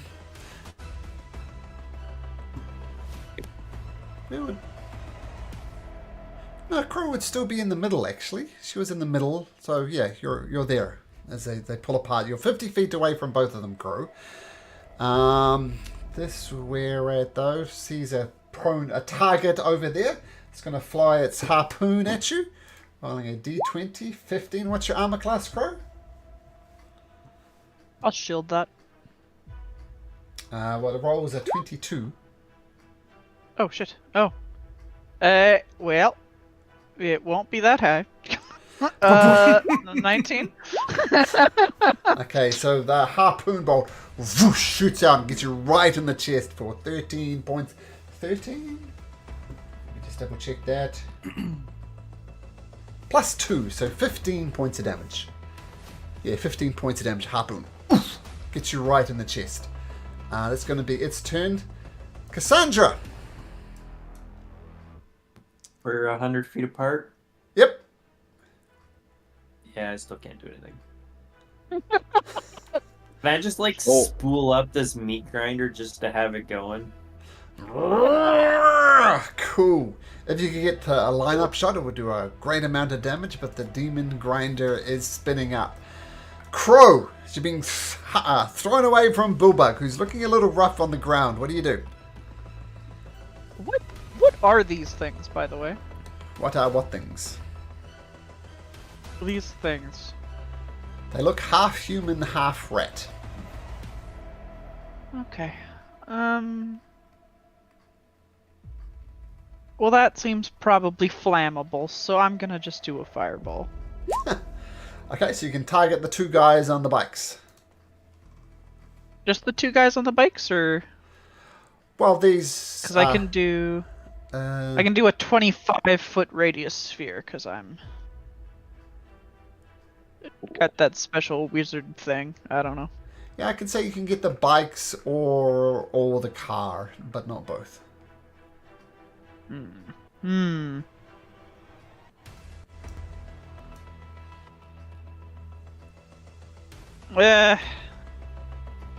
Nah.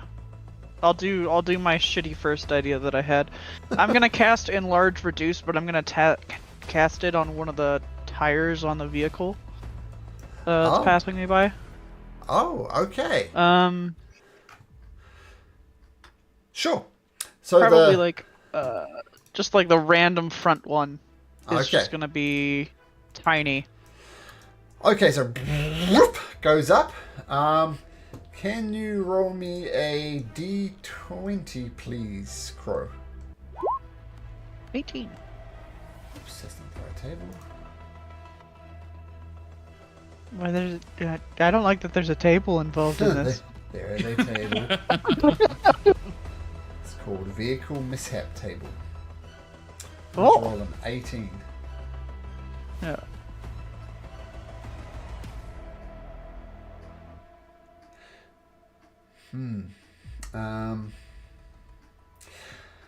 So the front wheel pops open, like it gets very big, and the thing starts shaking uncontrollably. Its speed is going really slowly now, and it's looking very, very hard to control. Not impossible, but very hard to control. I'll put a big minus on that. So it's like is that your turn, Crow? Yeah, I'm gonna go straight up in the meantime. Sure. Up in the air.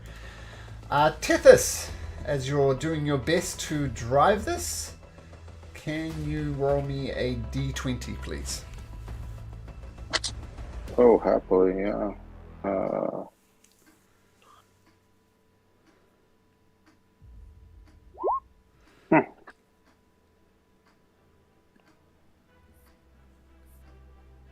17. Can you make me a dex?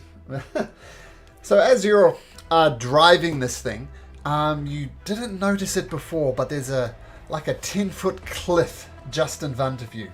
And you try your best to avoid it, but it just comes up so quickly you don't have a chance. Can I have everybody on board as you launch off the top of this ledge and comes crashing down to make me a dexterity saving throw, please? Everybody on board. Next, you hold on. Finn, you get thrown off. Tethys, you get thrown off. Kythian, you're good. Is it something I can see? I'm saying since you're on top of this demon grinder, you see it first, so you can have advantage on this. No, you're swinging for danger sense, but that's why you get danger sense, because you're right in the way, and you're fine. But Finn, as you go over this thing, you try to hold on, dunk, you get knocked off. Tethys, you hold on to the steering wheel briefly, but you feel the weight through the steering wheel as you go on, and you get thrown off the ground. And Kythian, next, Sandra, and even Mad Meg, you look in a horror as no one is actually driving this vehicle now. Tethys, what do you do? Both of you who fall off, Tethys take 6 points of bludgeoning damage, Finn take 4 points of bludgeoning damage. Tethys, what do you do? Are we like past them now, or help me understand the directions? You're going in opposite directions, 100, and actually, now it's more like 200 feet, because I'm saying it happens on your turn, you're the driver. So you carry on a little bit, now there's 200 feet between both vehicles. Okay, got it. Okay, I wanna, so is the chariot like wrecked, or is it still okay? Oh, it's fine. Its biggest problem is it's got no driver. So who knows what's going to happen to it. I'm gonna cast this a little bit. I can try. I'm gonna take out my Zephyr Loot and use it to cast jump, to jump back in the driver's seat and try to save the vehicle. Oh, okay. So jump. You're a naturally jumpy thing with your mirthful leak. Tell what, just make me an athletics or acrobatics check. Sure.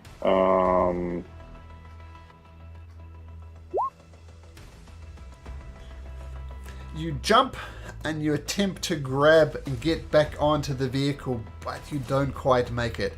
But you're holding on via one hand as this vehicle continues to careen out of control. You're on it, but you didn't quite land where you'd hoped you'd land. Okay. That is what it is. I think I'm done. Okay, so holding on to this out of control vehicle. Finn, as you hit the ground and tumble, watching the vehicle about to leave you, what do you do? I'm how far am I away from Bullbug? It's just 200 feet. Bullbug was on the ground 100 feet from Bullbug. Bullbug's kind of right in the middle of the two vehicles. We'll do it that way. Okay, that makes it doable. So I can then run 40 feet toward him, and I know we'll do this a little bit theater mind, I guess, because I can't really figure out how that would be here. And then, Bullbug, you look a little bit like you could get beat up pretty good in all these cosmetics, so he's going to turn you into a giant ape. Do you say anything to him before you do this? Bullbug, be an ape. Oh, get him. Okay, friend. Okay. There you go. That's my turn. Okay. I'll go ahead after that. Change into bonus action. Change into my scorpion wolf. Okay. Actually, no, I won't. I'm hang on. I'm too far away. Those things coming close to me at all? They're not even near me, right? They're not coming at me. No, nowhere near you. Surprised I don't have a Okay, then I'm fine. I won't worry. Ape. Okay, giant ape will appear. Oh, there it is. Bullbug can get over there. I'll make sure you have control over the giant ape. Oh, it was Corin apparently last one who had this. But that's who's coming up for me. But now It's my save your ass spell. Bullbug. And Bullbug. So you should be able to move that creature around. You want to test that, Doug? Yep. Got it. Whoop! We're now Jumbo I got Bullbug. the stats pulled up from D&B Beyond, so I got the sheet. I'm good. Sweet. Okay. Then concentrating on that, Bullbug, what do? You're 100 feet away from both vehicles. Okay. I'm guessing still prone, even though I was polymorph? Yes. Okay. And how far away from each vehicle am I? 100 feet. Including the bikes? Yeah, including the bikes. Even the one that tried to run me over? Well, actually, we'll say one of the bikes is close to you. One of the ones is, say, up here. So 50 feet from one of the bikes. This one. 50 feet. Okay. Perfect. Well, I will stand up. And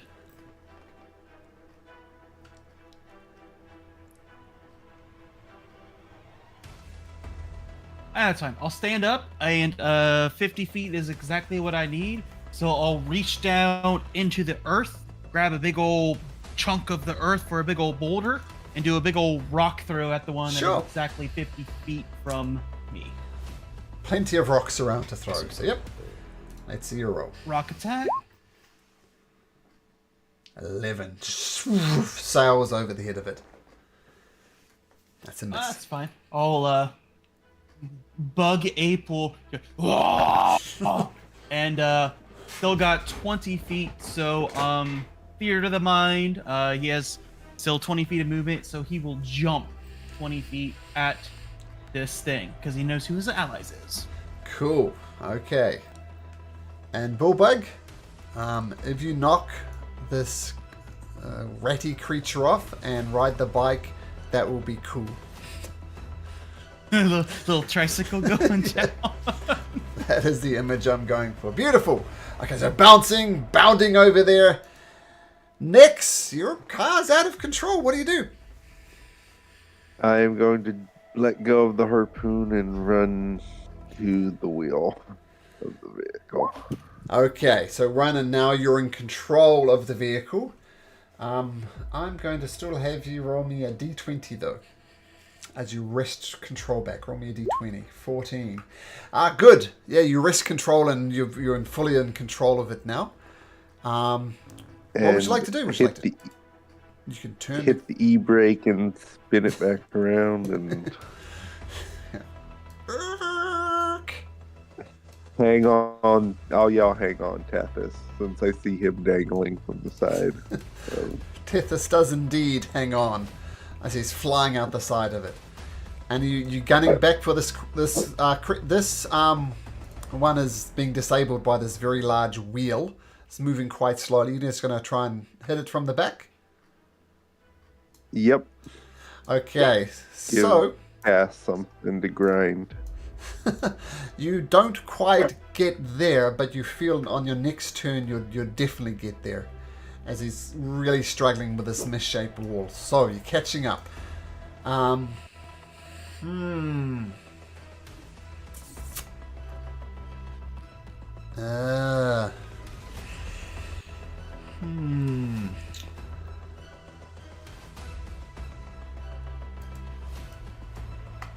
So Finn, you'd be left behind a little bit as this thing roars away from you.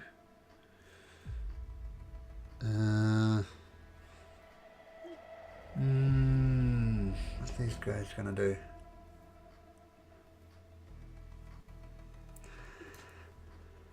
Yeah, that's what they're gonna do. You see like smoke pouring out of this thing soon. You know you've done damage to this thing. And you hear the creature inside saying, fuck it. And they turn around and do the e-brake and go directly towards you.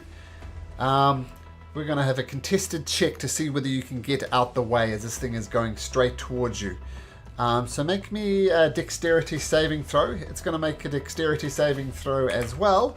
And we're going to see who gets the highest. I'll tell you what I roll first. Ooh, 21. That's going to take some doing. They have a +0 to this, so no matter what I roll, no good. Well, it's your choice, Nix. You could have a head-on collision or not. Can I aim for their wonky wheel so it like hits that and flips them? Sure. Because there's still a wheel there, it's just tiny.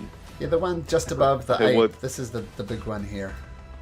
Yeah, so just hit that so it goes up and over. Yep. Just trying to think what to roll. What's that? A general dexterity check. So roll a d20 and add your dex to it. You're trying to perfectly line up this wheel. I suggest not rolling a 1 because that would be bad. Oh, Boom. That's the opposite. Okay, we'll get these guys out the way. So you come, boom, scoop by, clip their back wheel. And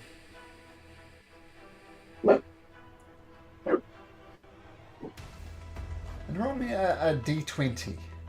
The lower the better, Nix. Yeah. So the vehicle goes, flips over and over as you clip the wheel. You manage to control your own one. So the vehicle rolls a couple of times. Lands, this is what we're rolling for, landing on its feet or not. The proverbial feet. Comes back over here. Some massive damage to the whole of this thing. And the front wheels completely move off. And it is immobile, but it is the white ray up. As you zoom on past. Oops. Okay, nice. I think that would be your turn. You see all creatures on it get out of it, and they look as if they're furiously trying to repair it. Roll me a d20 next. Lower the better. Yeah, getting there. They start repairing it. Actually, that's low enough. They're frantically trying to get this thing going again, but they're all failing in their jobs. There's still a bike here with Bullbug hot on its tail. It was 50 feet away. Yeah, 50 feet away.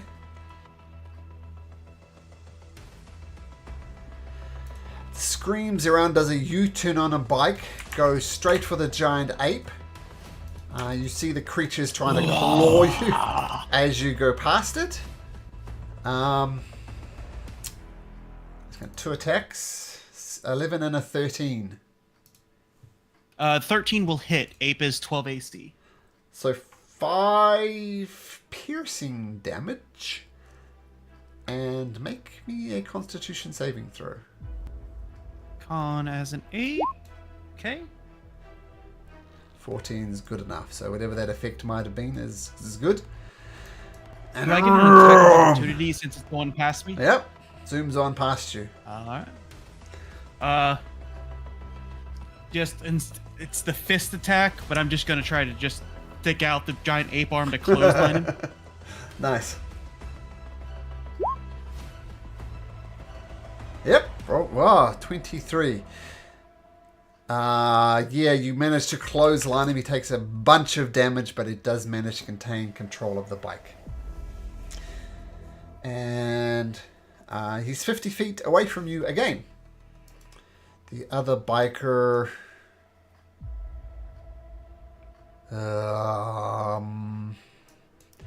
he's gonna turn his bike and head off. This is going badly. He knows he can't take you out on a bike, so revs the bike, vroom, disappears. The creatures continue to try and repair their vehicle. It's no good. Kythion, what do you do? Okay, this might be a little silly, but I'm going to... Is our thing still moving? Yeah. Yep, theirs is Okay. not, though. You said he was like 50 feet away? The one on the motorcycle? 50 feet from the ape. Also, 150 feet away, which means you roared past it. So it's quite a distance. Oh, dang. Okay. Never mind. I don't know. I guess I'm just gonna shoot at one of the people. Sure. Here then. Is there any on the thing? Like trying to repair it? No, okay, then I'll just shoot the weakest one. Sure. With the harpoon? Yep. Okay. Let's roll a d20. 17. Plus something will hit. And roll 2d8 plus 2. 8 damage. 8 damage. That's a little. Okay. Yeah, he's having a really bad day trying to repair it. Okay, is that your turn, Kythion? Yep. Okay, the creatures continue to try and repair it desperately. Cassandra, missing out on your demon grinding fun. What would you like to do?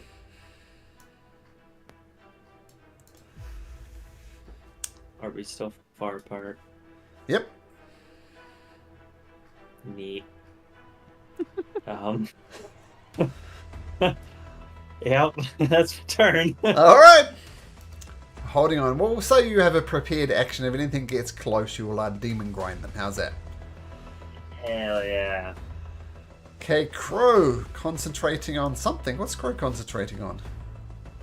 I think the wheels that just came off. One of them was big, and now it's just doesn't matter. Yeah, this wheel's gone. Oh, that looks ominous. Yeah, I think you know what's gonna happen. I think they're all perfectly placed over here, and I think I'm gonna fireball them. Okay. Yeah. Roll damage for me. As your fireball explodes. 36. Well, the two boar-looking things, they will fail even if they make their saving throw. The two rats have a chance. Dexterity saving throw on both of them. A 7 and a 17. So one dies.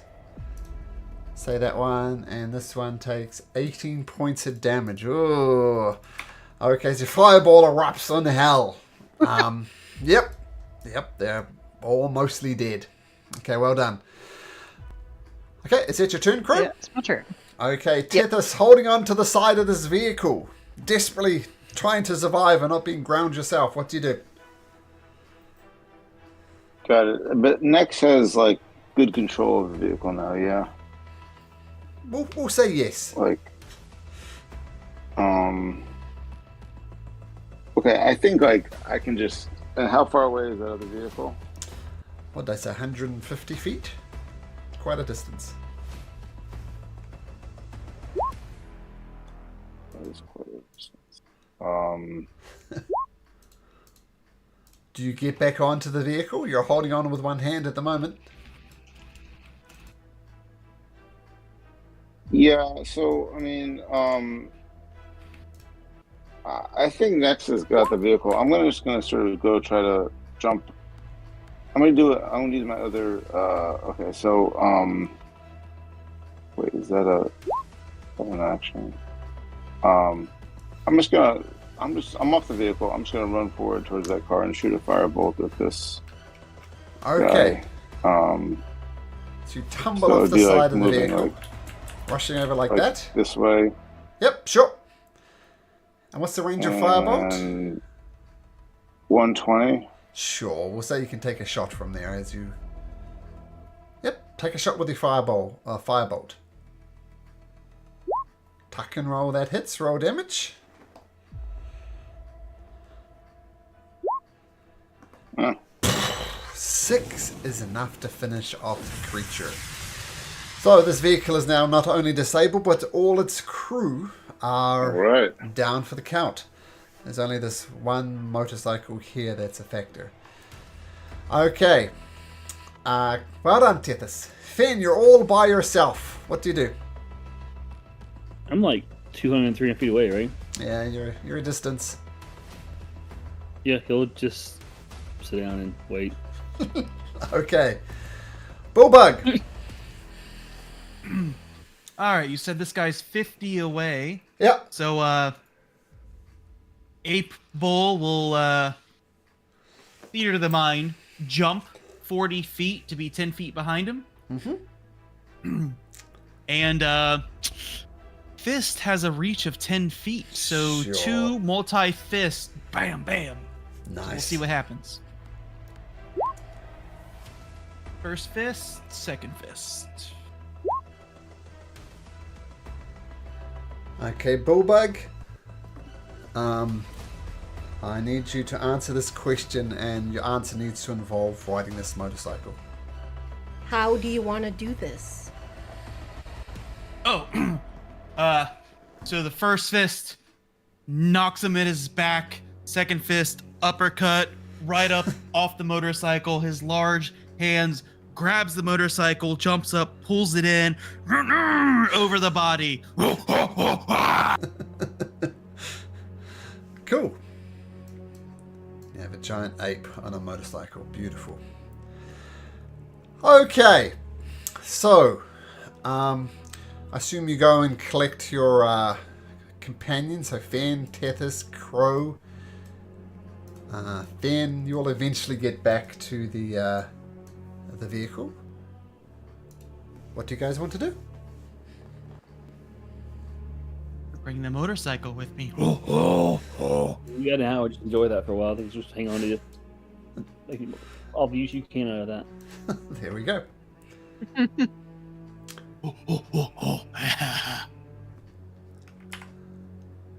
Okay. Cool. Carrying on in the direction of the Sybarix, or is there anything else you want to do? Yep. I think just the Sybarix. Yep. Okay. I want to try out the motorbike, but that's a side thing.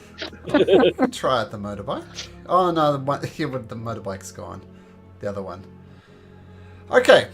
Let's take a short break, and the proverbial blood clot break, and I'll see you guys in 5.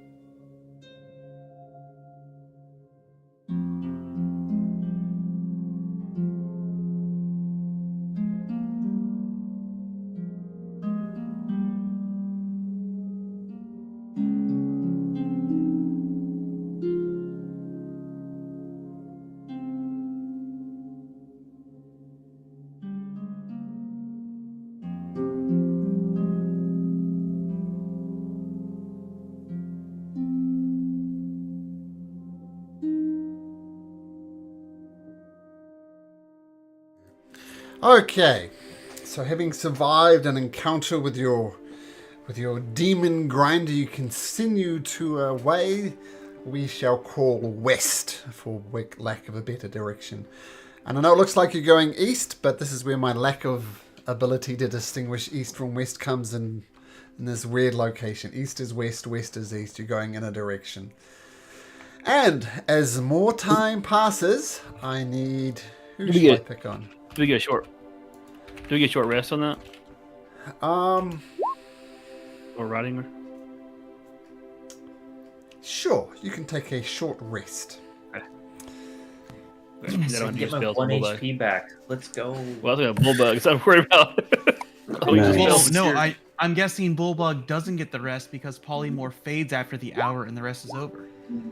But I will drop polymorph so you can get a rest in. Okay. While he's riding the motorcycle. Well, I mean, we get off the motorcycle. Minotaur riding motorcycle. Friend Crow, your turn to ride cycle. Bullbug wants. There you go. There you go. Nice. Okay, yeah, I'm definitely riding it. Right. What am I down to? Or just 5. Bad. Oh nope.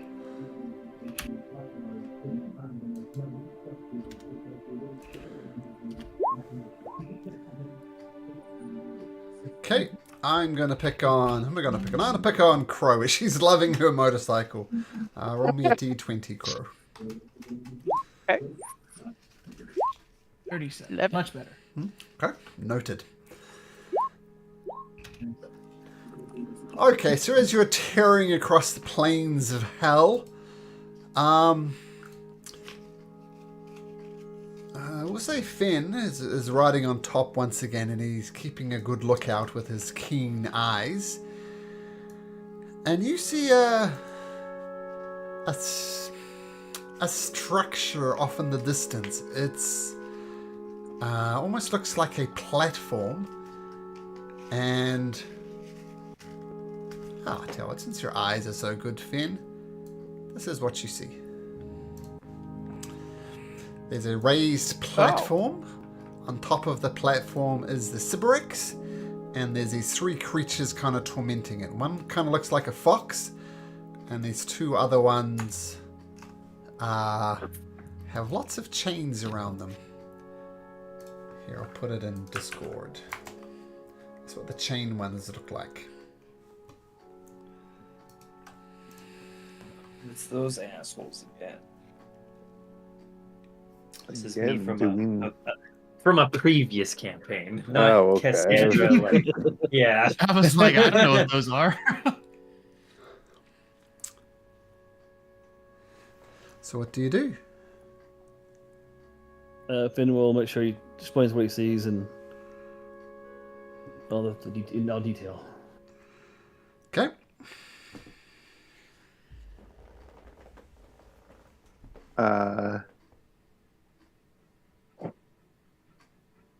Is there a lot of places to hide in this? Like, is this craggy or... Yeah, it's pretty craggy. Keep in mind you're on a very loud demon grinder at the moment. If it wasn't for Finn's keen eyes, you'd definitely be made aware of. Because, think of a big diesel vehicle.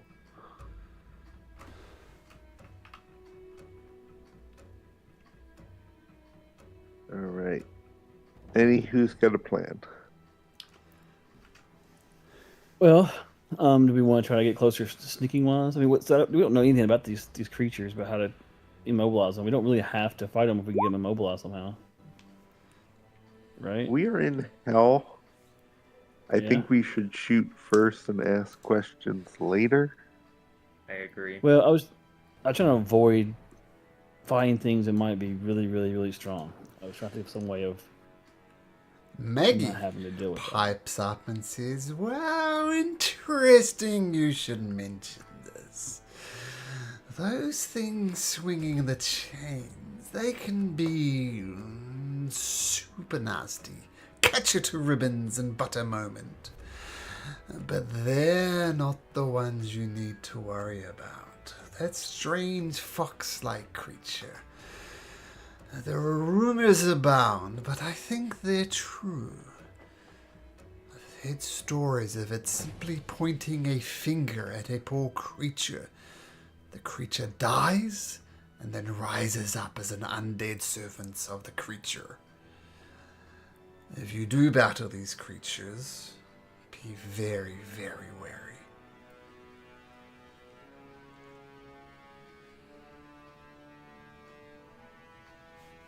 Yeah. So.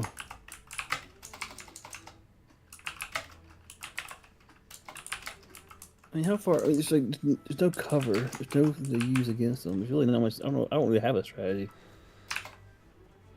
Let's just try to hit them from distance. I mean, I can use. What do we have from distance? We can hit with fireball.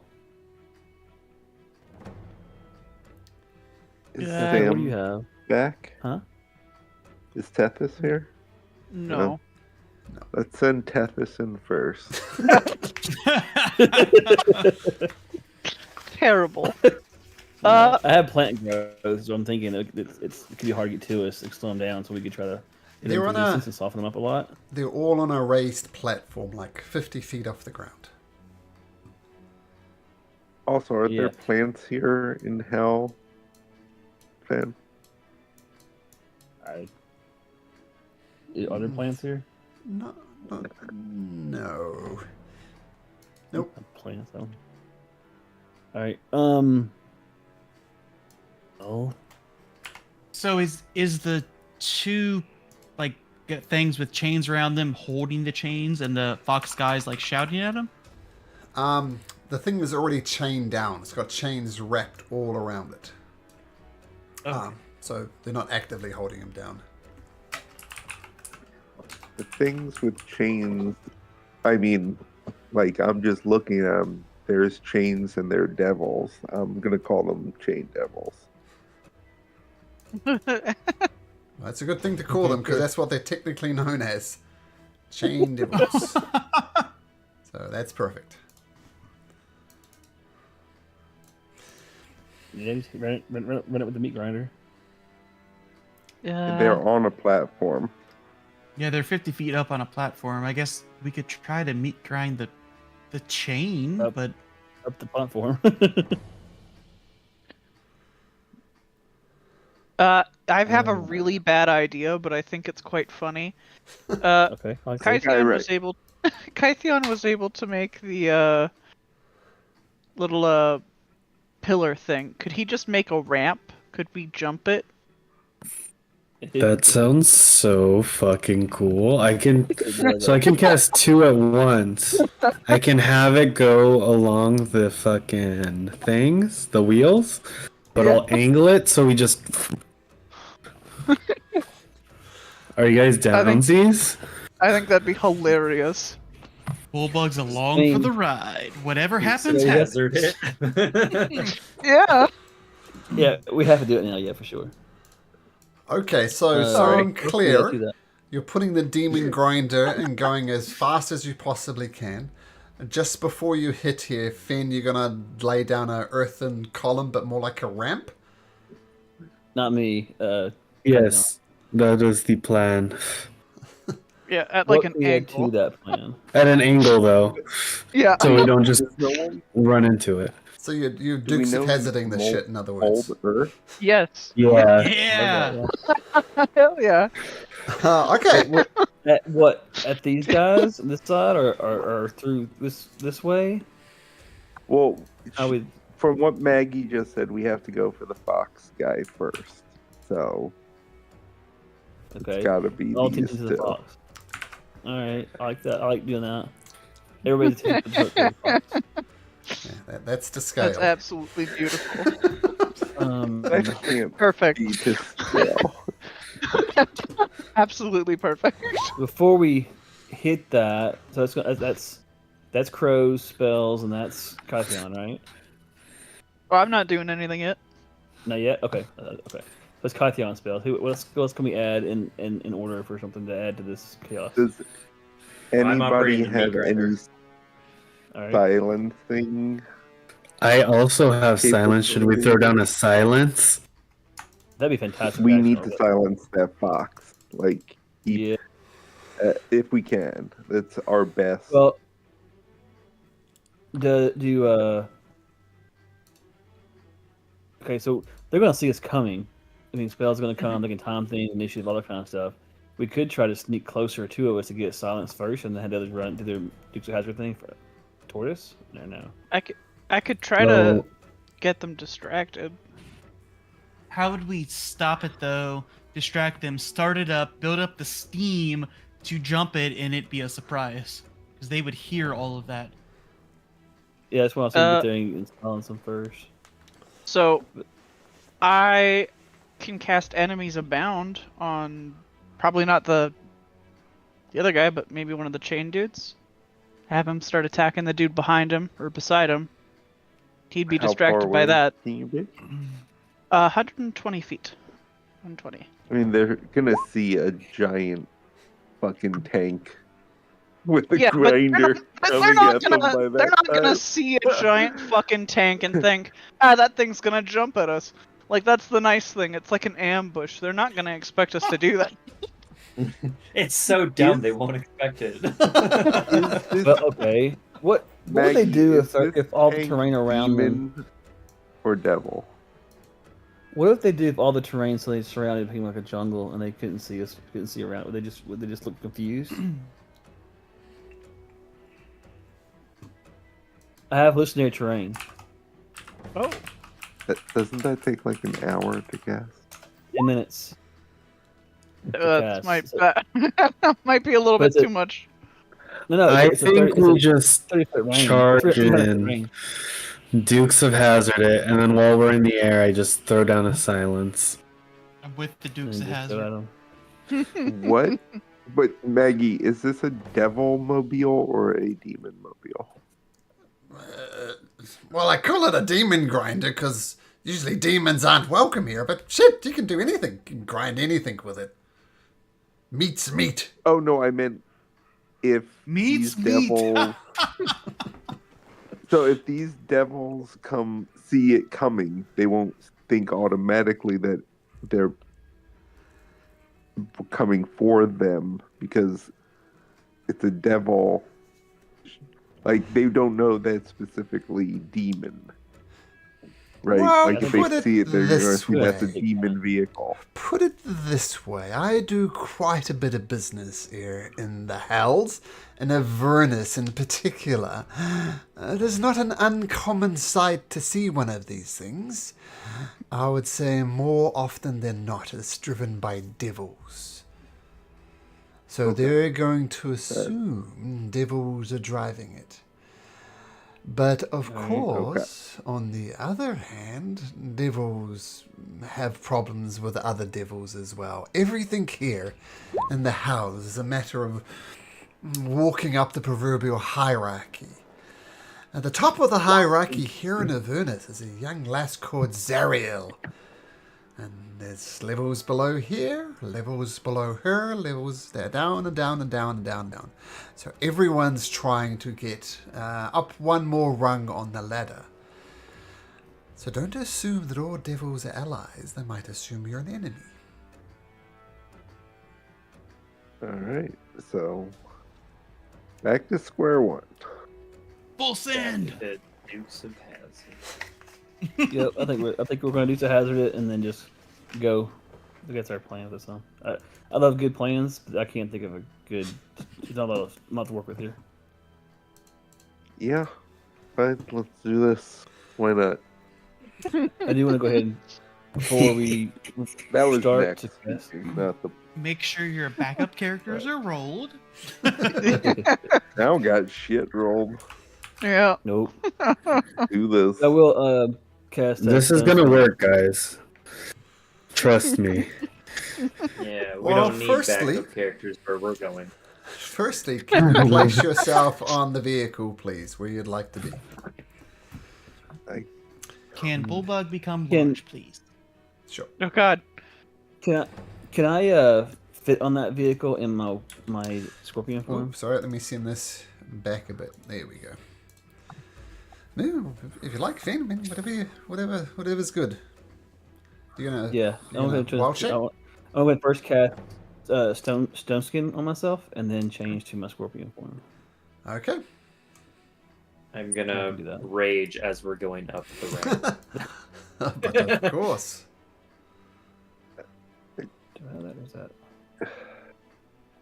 That way, if it fails horribly or it works, I'll at least take half damage from most things. Yeah, I have that on somewhere. Okay. There he is. Sandra rages up. It's my battle cry going up the ramp. Went Octo Wolf.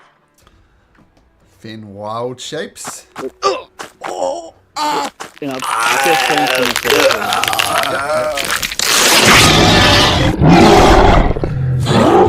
Okay, cool. It's concentration. Okay, concentration on. I mean, I know that's not the sounds an octo wolf makes, but we'll go with it. I like it. I still like it. Who's driving? I guess I will drive, and I'm also gonna chug this right before we start driving. I will chug this potion of heroism that I have. Okay, so some 2 That is hit a good points, I plan. believe, and a bless. And that lasts for an hour, so. I drink mine also. Okay. So you pre-drink it, so you don't need to worry about doing it at the last minute. It lasts for an hour, I believe. So, chug, chug, chug. Done. Crow does the same. Okay. Potions of heroism getting consumed. I believe these were the potions you got from the centaurs outside of the forge for saving their other. Yeah, I actually have 2. I think we also got, some of us might have gotten, it was something else that acted exactly like a potion of heroism, so I just added a potion of heroism. It was like an amulet, or the coral, yes. Yeah. Okay. Chugging lots of potions. Okay. So. Friends, is that wine? Give Bullbug some. Yeah, I will actually give Bullbug my second one, or the coral. Chomp down on this. Oh, like jerky. Okay. Says the cow person. So, Nix, we'll start with you. So, since you're driving, you're more or less going to try and keep the car in a straight line in order to hit the ramp to Dukes of Hazzard this. And which direction are you coming from? Are you coming from over here, from the north, from the south?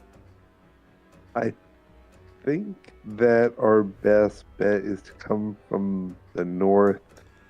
Right, guys? If anybody else disagrees, do we want to come from this side and try and get all 3 and ride the Well, I don't think we want to hurt this guy, though, just in case. I think he's up in the air in chains. No, that's him underneath? And the sorry. cloud is on top. No. It's deceptive. Forget about this. This is just art that this artist added. Oh. They're all on top of this That would've been 50-foot way platform. cooler. Oh, they're all on top of the platform. But the Cerberus is what? How far up in the air in chains? Oh, he's tied to the platform effectively, so he's just right on top of the platform. So it's going to be. So if you came from like this direction over here, you're going to hit all 4 of them. Oh, so maybe from the east we should come to get to the wolf guy. Well, no, because we don't want to hit. We don't want to piss off the thing that we need. That we're trying to get the information from. That's already going to be hostile towards us. Right, the wolf guy is Flip the it one like we. this. Okay, yeah. We're gonna try. Wow, this is. I'm hating this plan more and more as we plan it out, guys. That's why we don't plan things. We just have to do things. Hey, we've had good plans. Just we've got the little sand map being drawn out right now, and it is looking awful. There we go. Sort of that angle to try and get these 2 guys, but avoiding this guy. Yes. Okay. Avoid the big ugly thing. Okay, yeah, feel free to reposition yourself. I know that you want to grind some shit, Cass. I think maybe you should be a dive bomber here. All right, I can do that. Yeah, if we're silencing, I'm all for jumping on this dude and pinning him down in the silence. If that works for people. Mm-hmm. Yep. Maybe sit by the back then, so you aren't jumping in front. Don't run over. Yeah. Oh, wait, in front of the grinder and get grinded up against himself. Someone else can grind if they want. Yeah, can we get Tethys on the grinder or Bullbug will grind. Bullbug. Yeah. Okay. So grinder is fired up. Okay. Booling up. So we have Nick's driving. Let's get you in the driver's seat. Next where to am Mad I? Maggie as she's keeping this, there I am. just shaking her head in disbelief. Cassandra, you plan to jump off the platform and attack Mr. Fox Guy? Yeah. Okay. Kythian, what are you planning? I guess you're preparing to cast the spell. You can jump off with Cass. Okay, That was the plan. Nice. Okay. Kythian, that's pretty much all you can do then, because you've got to concentrate and lay the platform down at exactly the right time. Okay, Corin, what are you doing as part of this plan?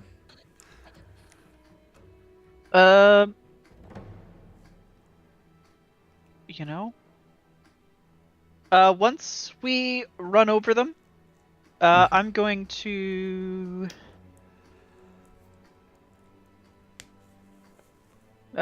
Silence doesn't stop my spells from going through. That's correct, right?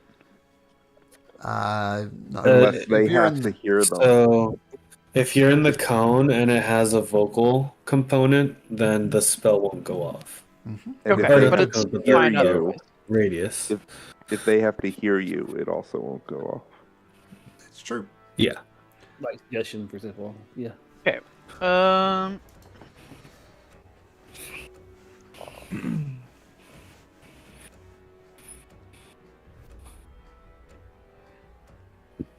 Yeah, that's a good fucking question. You could drop off early, I'm you can gonna try to- chuck Heckle out.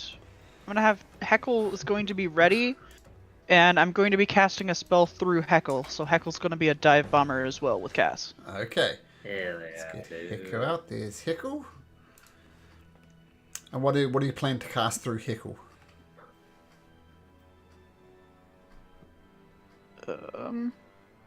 Murder. So, if I'm casting the spell, Heckle doesn't need to be able to do the thing, right? So I'm casting a touch spell. Oh yeah, touch is fine. Wounds. Yep, you could absolutely do that. Cool. I'm gonna cast So- inflict wounds. At like 4th level, just for fun, on the fox guy. On the fox guy. Okay. Spicy. So Heckle's going to So- fly and dive bomb, touch the fox, and since he touches the fox, you're going to cast inflict wounds through him. So it's going to be a normal attack for you, Crow, that just happened to go through Heckle. Okay? When Duke's the Hazard, a bunch of us are dropping off, basically, to attack. Is that what we're doing? 3 of us so far. I mean, I Two need of to us be- end up I'm- hurt. Well, I'm in melee mode now, so. 2 of us, a bird, and a fox scorpion thing. Okay, cool. Wolf scorpion. What's Fox Scorpion's plan? Fox was last. I'm saying planners of this is definitely going to work. So we'll see. What's this Fox Fen Octo thing plan to Ram do? into the platform. He's gonna jump off and attack. I guess if you guys are going after the fox, that's too much at one fox, right? Or should I go to fox? Nope. I guess I'm going fox. That's what we We're said. killing this thing. There's no such thing as too much. yeah. Yeah. No, I can't talk anyway. It's fine. Maggie said Yep, I won't put fox. it can point at us and kill us. Yeah, It needs true. to die. Yep. And Bullbug, you're on the firing out the demon grinder, and you plan to point it at something and grind. Is that your idea? Whatever the heroes said, they said once we hit the ramp and to activate it, then whatever's in the way. Yep. Okay, Perfect. let me Yep. just go to the section of the DM guide that covers Dukes of Hazzard combined with infernal war machines jumping through with a demon grinder on front. Oh, look at that. This is the section right there. All right. There we go. Okay. Like as soon as we hit air, Bulldog just like.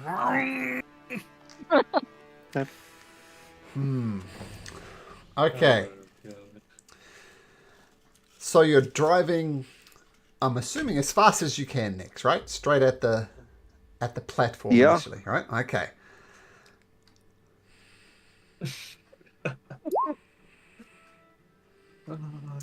Okay. I'm just thinking what these guys would do. What the fuck is that? I'll tell you right. Doesn't matter what happens. Stump the DM, we all win. Tell you what, I'm gonna leave this to chance. I mean, you are going full bore at them. They might think, roll a d20 and get a 15 or higher next. Oh, come on. I believe. Oh. Can I use my inspiration that I have? Sure. I re-believe. Nice! Hell yeah, dude. Well done. I don't know what would have happened, but... Well, what would have happened, they would, the two chain deal was able to prepare the dodge action effectively, like bracing for the impact. The fox could have done all sorts of nasty stuff as he saw this demon thing coming towards them. I mean, what they would have assumed is you're aiming for the platform and trying to knock down the platform, but that is not. Okay, so next, and you see that the three demons, the three devils just turn towards you, not staring blankly, not sure what's happening, and you see the Siberic struggling in its platform. Okay, as you roar forward, Kythion, you're going to throw down a ramp? Yeah. Can you bring up the spell for me, please? Yes. I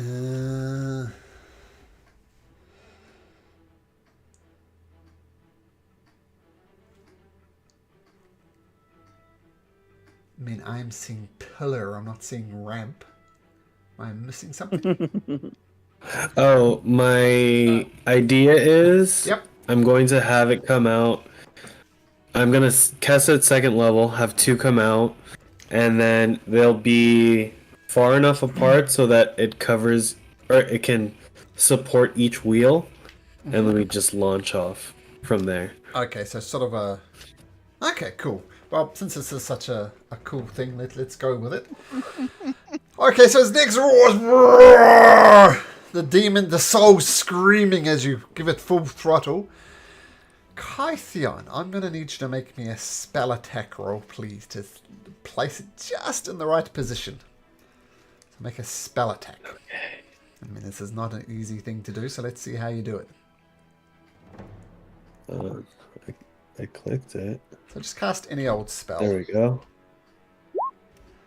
18. 18. So the two earthen pillars boop, boop, go up, and the vehicle launches up into the air. I'm going to have Nyx make me a basic dexterity check, please. So D20 plus your dex as you're trying to, drive it up this ramp. It's not as easy as it sounds. Let's have a look. 7. Nope, not very easy. You get your bless though. Oh, I do get my bless. Let's make that an 11. Yeah, Hey, right. there we Hey. go. But, yeah. Average. 11. Okay. Okay. Plan is going relatively well. You don't quite get the right angle off the ramp, though. Can you roll me a d20? And Yeah, you're gonna clip the Sybarex as you go through, unfortunately. Casualties. He'll live. It's fine. It's fine. Now, first of all, Bullbug, as you're on the front with the Demon Grinder, can you roll me? The Demon Grinder does... oops. 66 plus 4. 66 plus 4. Okay, 28 points of damage. Can I also jump off or no? We'll get there in a second. So we'll say you clip the barb devil with it, and I'll say to a lesser extent you get some of the fox thing and some of the Sybarex as well. 14. Okay. Well, let's roll for initiative, and then we'll get everybody's prepared action done. Oh, let me delete that old initiative. So roll for initiative, so we can get a little bit organized in this madness. Roll for initiative.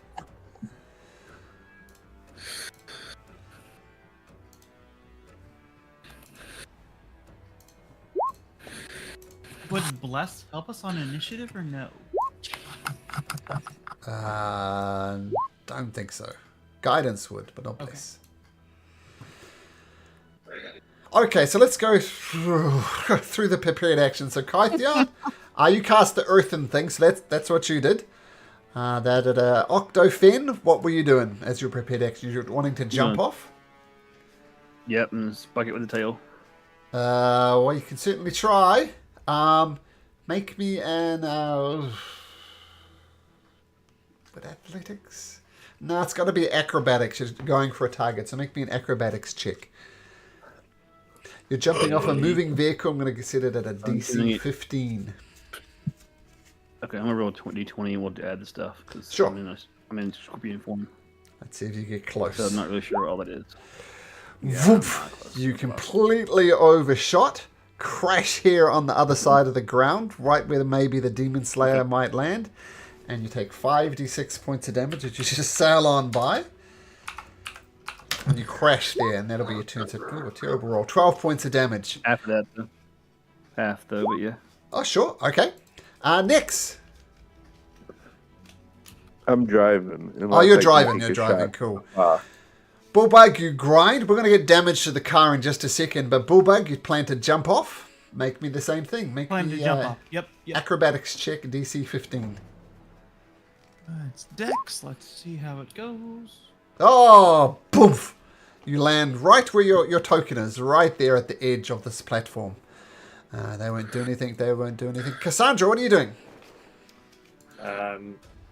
Planning to land on the fox and grapple it. Okay, make me an acrobatics check. DC 15. Oh boy. Whee! Even with the bless, I can't make that. So. Well, technically, I guess this is I an can ability maybe check. make my case a little better. Yeah, technically, bless wouldn't actually work because this is an ability check. Oh. But Right. That's regardless, you can take half of this because you're raging as you thump on the ground. So 9 points of damage. Crow, are you going through Heckle? Yep, sending the bird. So I'll say the bird, easy enough to fly next to the creature, and you can cast your inflict wounds. Okay. And this is on the fox.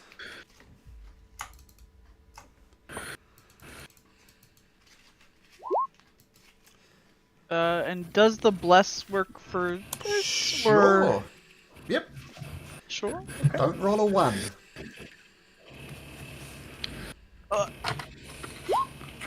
Roll a 2. 17 just hits. As the necro, let me make sure maybe he's got some resistances to this. Is there anything he can do? Ha! Ha!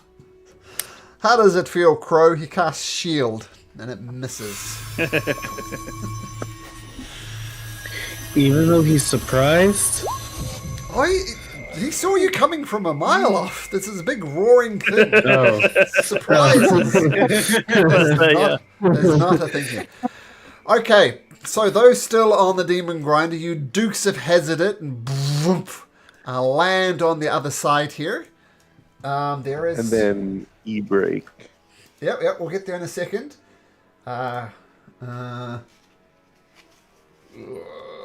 Okay, every creature up there is going to make a dexterity saving throw. So we'll start with a... Wait, I'm sorry. Did you pass me? Oh, I was planning on jumping off to okay. next to the fox guy. My apologies. Yep, you can jump off as well if you like. We can try. Okay. Same thing. Acrobatics DC 15. Oh. Acrobatics. Where is that? There it is. Oh. Whee! Let's say you crash over this other side.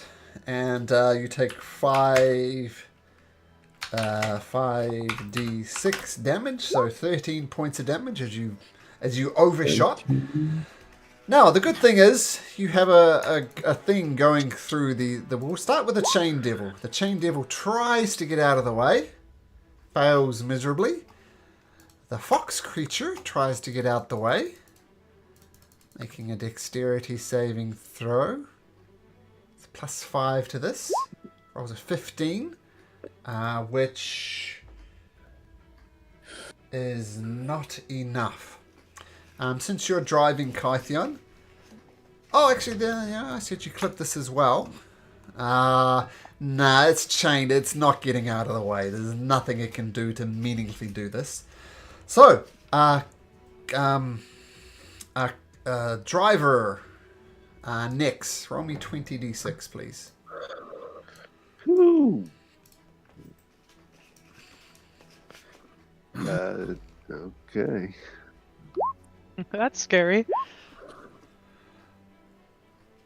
So that is 71.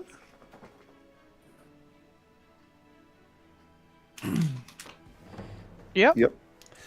71 points of damage. Okay, so the Chain Devil just looks death in the eye. Boom, ground splattered.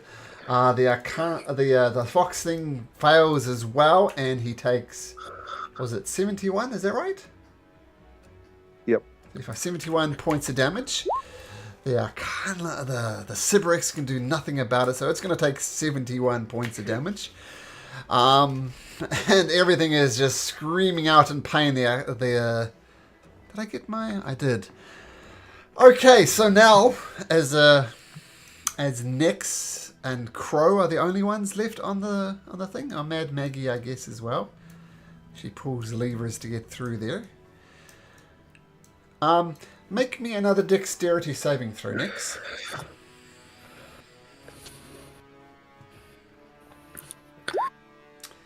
$19. So you do manage to right it, and you don't manage to wreck the demon grinder as you go through. Okay, Kythion, boom! As you land on the ground heavily, what do you do? We're in initiative order now. I will just throw up a silence right here. Okay.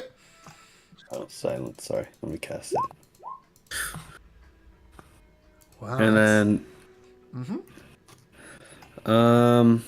how high up is this platform? Well, tell you what, don't worry about it because it counterspells. It's gone. Didn't it use its reaction to cast shield though? Yeah, it did.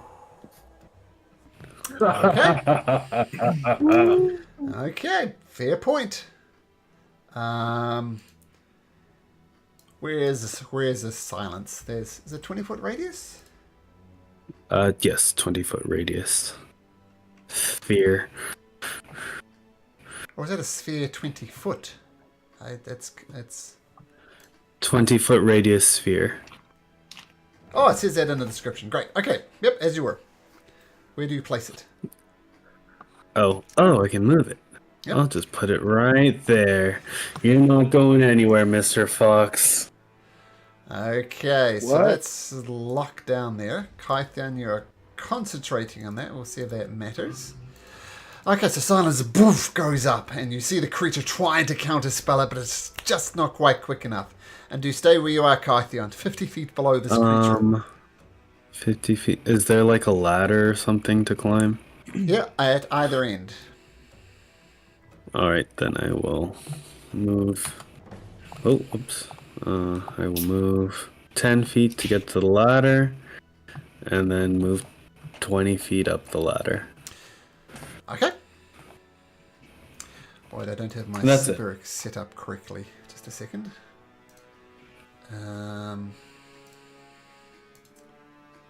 Explains why he's not in the initiative order.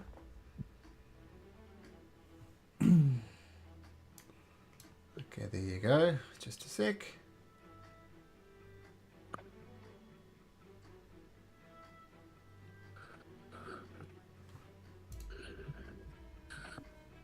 There you go. You have 2 of them now. Fix that in just a sec. Okay, so now I should be able to roll into initiative order. 16. Okay. Okay, so silence goes up. Boom. You see it's very much annoyed it. And actually, can it?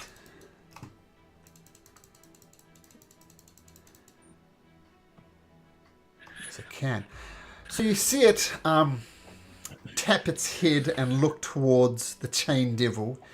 And the chain devil nods. Skirts around the bricks and leaps off the platform and goes for Kythian.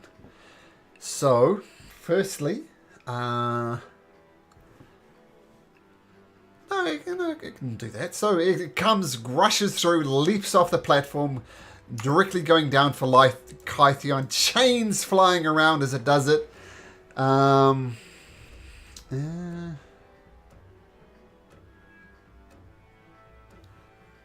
It's going to do 2 chain attacks against you, Kythian. Does it have a 20-foot reach? Because I'm 20 feet up the ladder. Oh, it's flying itself down the ladder. So. Oh, what the heck? Yeah, it's doing a kamikaze type thing. Well, the first one is going to be a normal attack. As it rolls. Ooh. Natural 20! Natural 20! And you take... Oh, that's a terrible roll, though. You take 14 points of damage. So make me a Constitution saving throw. Damage. So I actually do have this as a warlock. Let me just show it before I roll my concentration save. Sure. I have this. So I roll advantage on Sure. concentration saves. Well, the DC's 10, so not terribly difficult. But let's dice gods. Whoa! Well, that's one. Had to roll them separately. And that's 2. Got I do have DM inspiration. Does that count? It does count, but only once. Yeah. You don't get to roll at advantage again, so you get 1 more roll. And if you roll this, it's time. Okay. If you fail this, it's time to give up on D&D. It's just not for you. Really? Yeah. Okay. I've been saving it. Oh, God, thank God. There you go. Okay. Another 5. We should add them together. So the chain devil jumps off, slashes you with one of his chains, and as it falls to the ground, it itself is going to take 5d6 damage. As I said, it's kamikaze. Ooh. Takes 22 points of damage. The bad news, though, is this chain is wrapped around you, Kythian, and it's dragging you with it. So you come following behind it. You're grappled by the chains. And as you fall off the platform, you're going to take 6 points of damage. And another con save, please. And at advantage. This one will be at advantage. Oh, thank God.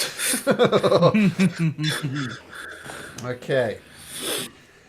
Then one final attack. I'm going to say as you're both lying prone on the ground. It's this weird kamikaze dragging you off. It's going to, for its last action, it's going to take its chain and whoop, try and hit you one more time. It's going to be a straight roll. As you're both prone, it cancels out. It rolls a 19. Does a 19 hit Kytheon? Nope, not even with shield. Shot misses. So somehow you've survived. Obviously, there was a desperate attempt to break your concentration on the spell, but it hasn't worked. And that's the end of its rather spectacular turn. Octofin, you're well within range of this creature. What do you do? Yeah, I'm actually a scorpion. I choose the wrong shape. I'm on the ground, right? Or am I next to it? You're on the ground. Okay, so what's the distance to get up there? Oh, you'd have to go sort of up Bullbug's way and climb up the platform. Yeah, what's the distance on it? I can't, Well, it's 50 feet up, so it's at least... So we'll say to get right next to this creature will take 60 feet of movement. Okay. Yeah, I guess we're doing that. And I have to dash to do it, but I'm up there. Okay, so climb up the ladder and you're right next to the creature now. Beautiful. Okay, next. I'm going to say you guys are a bit further down there type of area. All right, but the vehicle stopped. Like, if you want it to be. I wanted to. Yeah, I wanted it to stop when... Okay, so you put on the e-brake and you screech to a halt right as it's shown on the map. Yep. Perfect. I will... I can run out of this thing.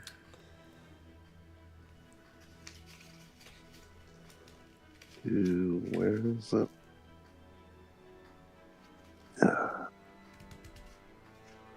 Oh yeah, perfect. I will run over here, out of the thing, draw my hand crossbow, and aim at the fox. All right. This would be a disadvantage. With a D4. Yeah, but a disadvantage because of the range. It's... Don't forget, it's 50 feet up in the air. Feet. And yes, it is. 40, 50. Well, 60. Yeah, well, 64.03 if you're using the crossbow or the calculator for the slope. How you look at it, disadvantage. So roll again. Yeah, I was just looking to see if I wanted to change my mind, but no, I'm going to stick okay. with So you get your hand crossbow out, take a shot. Very difficult shot. You might hit. With a 18. D4. Well, since you guys were so quick to point out that he used his reaction to cast shield, I guess his shield is still up and it bings off his shield. Oh, damn it. Oh. You can't have it both ways, sorry. Yeah, worth it. Yeah, Take and give, take and give. That is fair. I guess I have to commit and take my second shot, even though I don't think forgot about the shield. Yeah, even with bless, that's gonna miss. With shield, he's at a 21. Oh, wait a sec. No, that hits. That hits. I take it all back. You do the perfect shot. Yeah, roll damage. I will. So I'm gonna pump my psychic into this for sure. So get another 2d6 on that. 14 points of damage. Let me just make sure there. You would say something nasty. Well, he does say something nasty, but nobody hears it. Just making sure.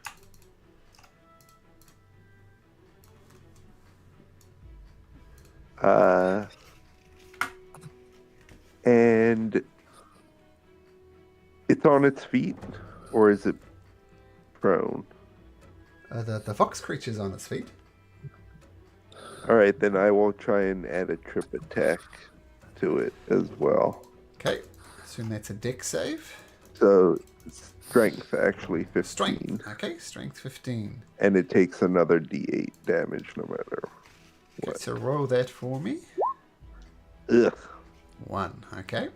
And a strength save. Not too bad actually. Rolls a 12, so I assume that fails, so it becomes prone. Fails. Correct. And takes another extra 1 point of damage. Okay, nice, Nix.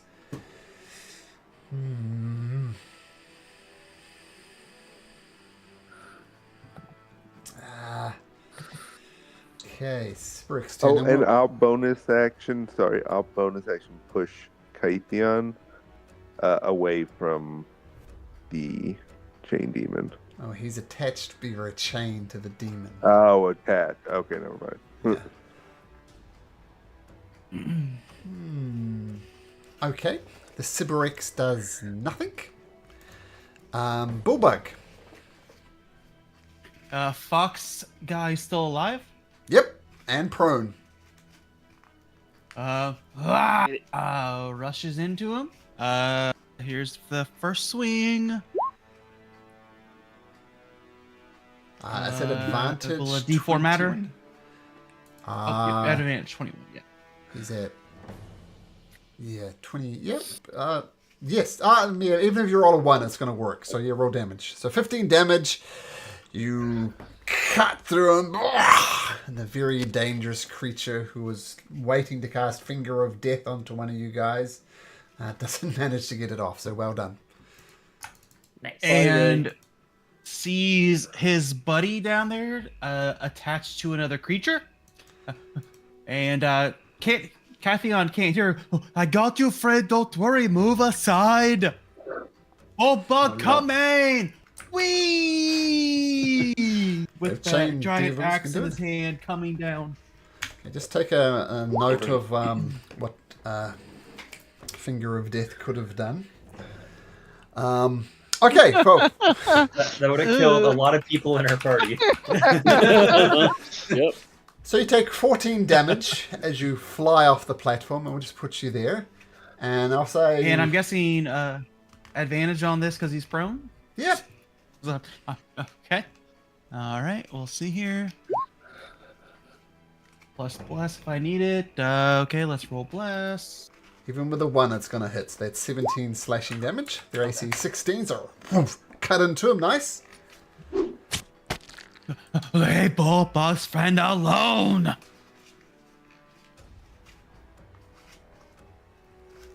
Got a second attack there, Bullbug? No, that was the second. The first one was to kill the fox. This was the second. Oh, you're right. You're right. Okay, cool. Okay, so nice kamikaze shot. That Chain Devil's dead. That Carnoloth is dead. Cassandra, you're on the ground as well. Yes, swing around there. Cool. And then I'm going to attack. Okay, first attack.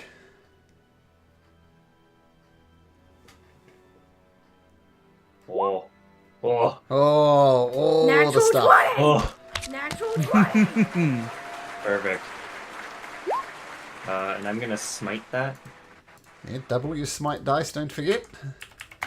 Yeah, that's 2d8. Yep. No, it would be 68, because this is a demon, and I believe you get extra stuff for demons. Let's roll another 2d8. So 19 points of damage. So despite this massive hit, somehow the Chain Devil is managing to maintain its feet. Second attack. Oh, hit him again. Yep, that hits. Give him another smite. Cool.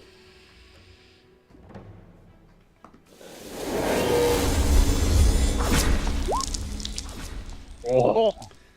Oh. Cassandra. Wait, an extra 2 How because do you it's a want to demon. do this? Another 2 on top of that. So that one wasn't a crit. Oh, it wasn't okay. It's got 5 I hit just points. want 5 his hit points at the start li- of the second attack. So yeah. Oh. So overkill.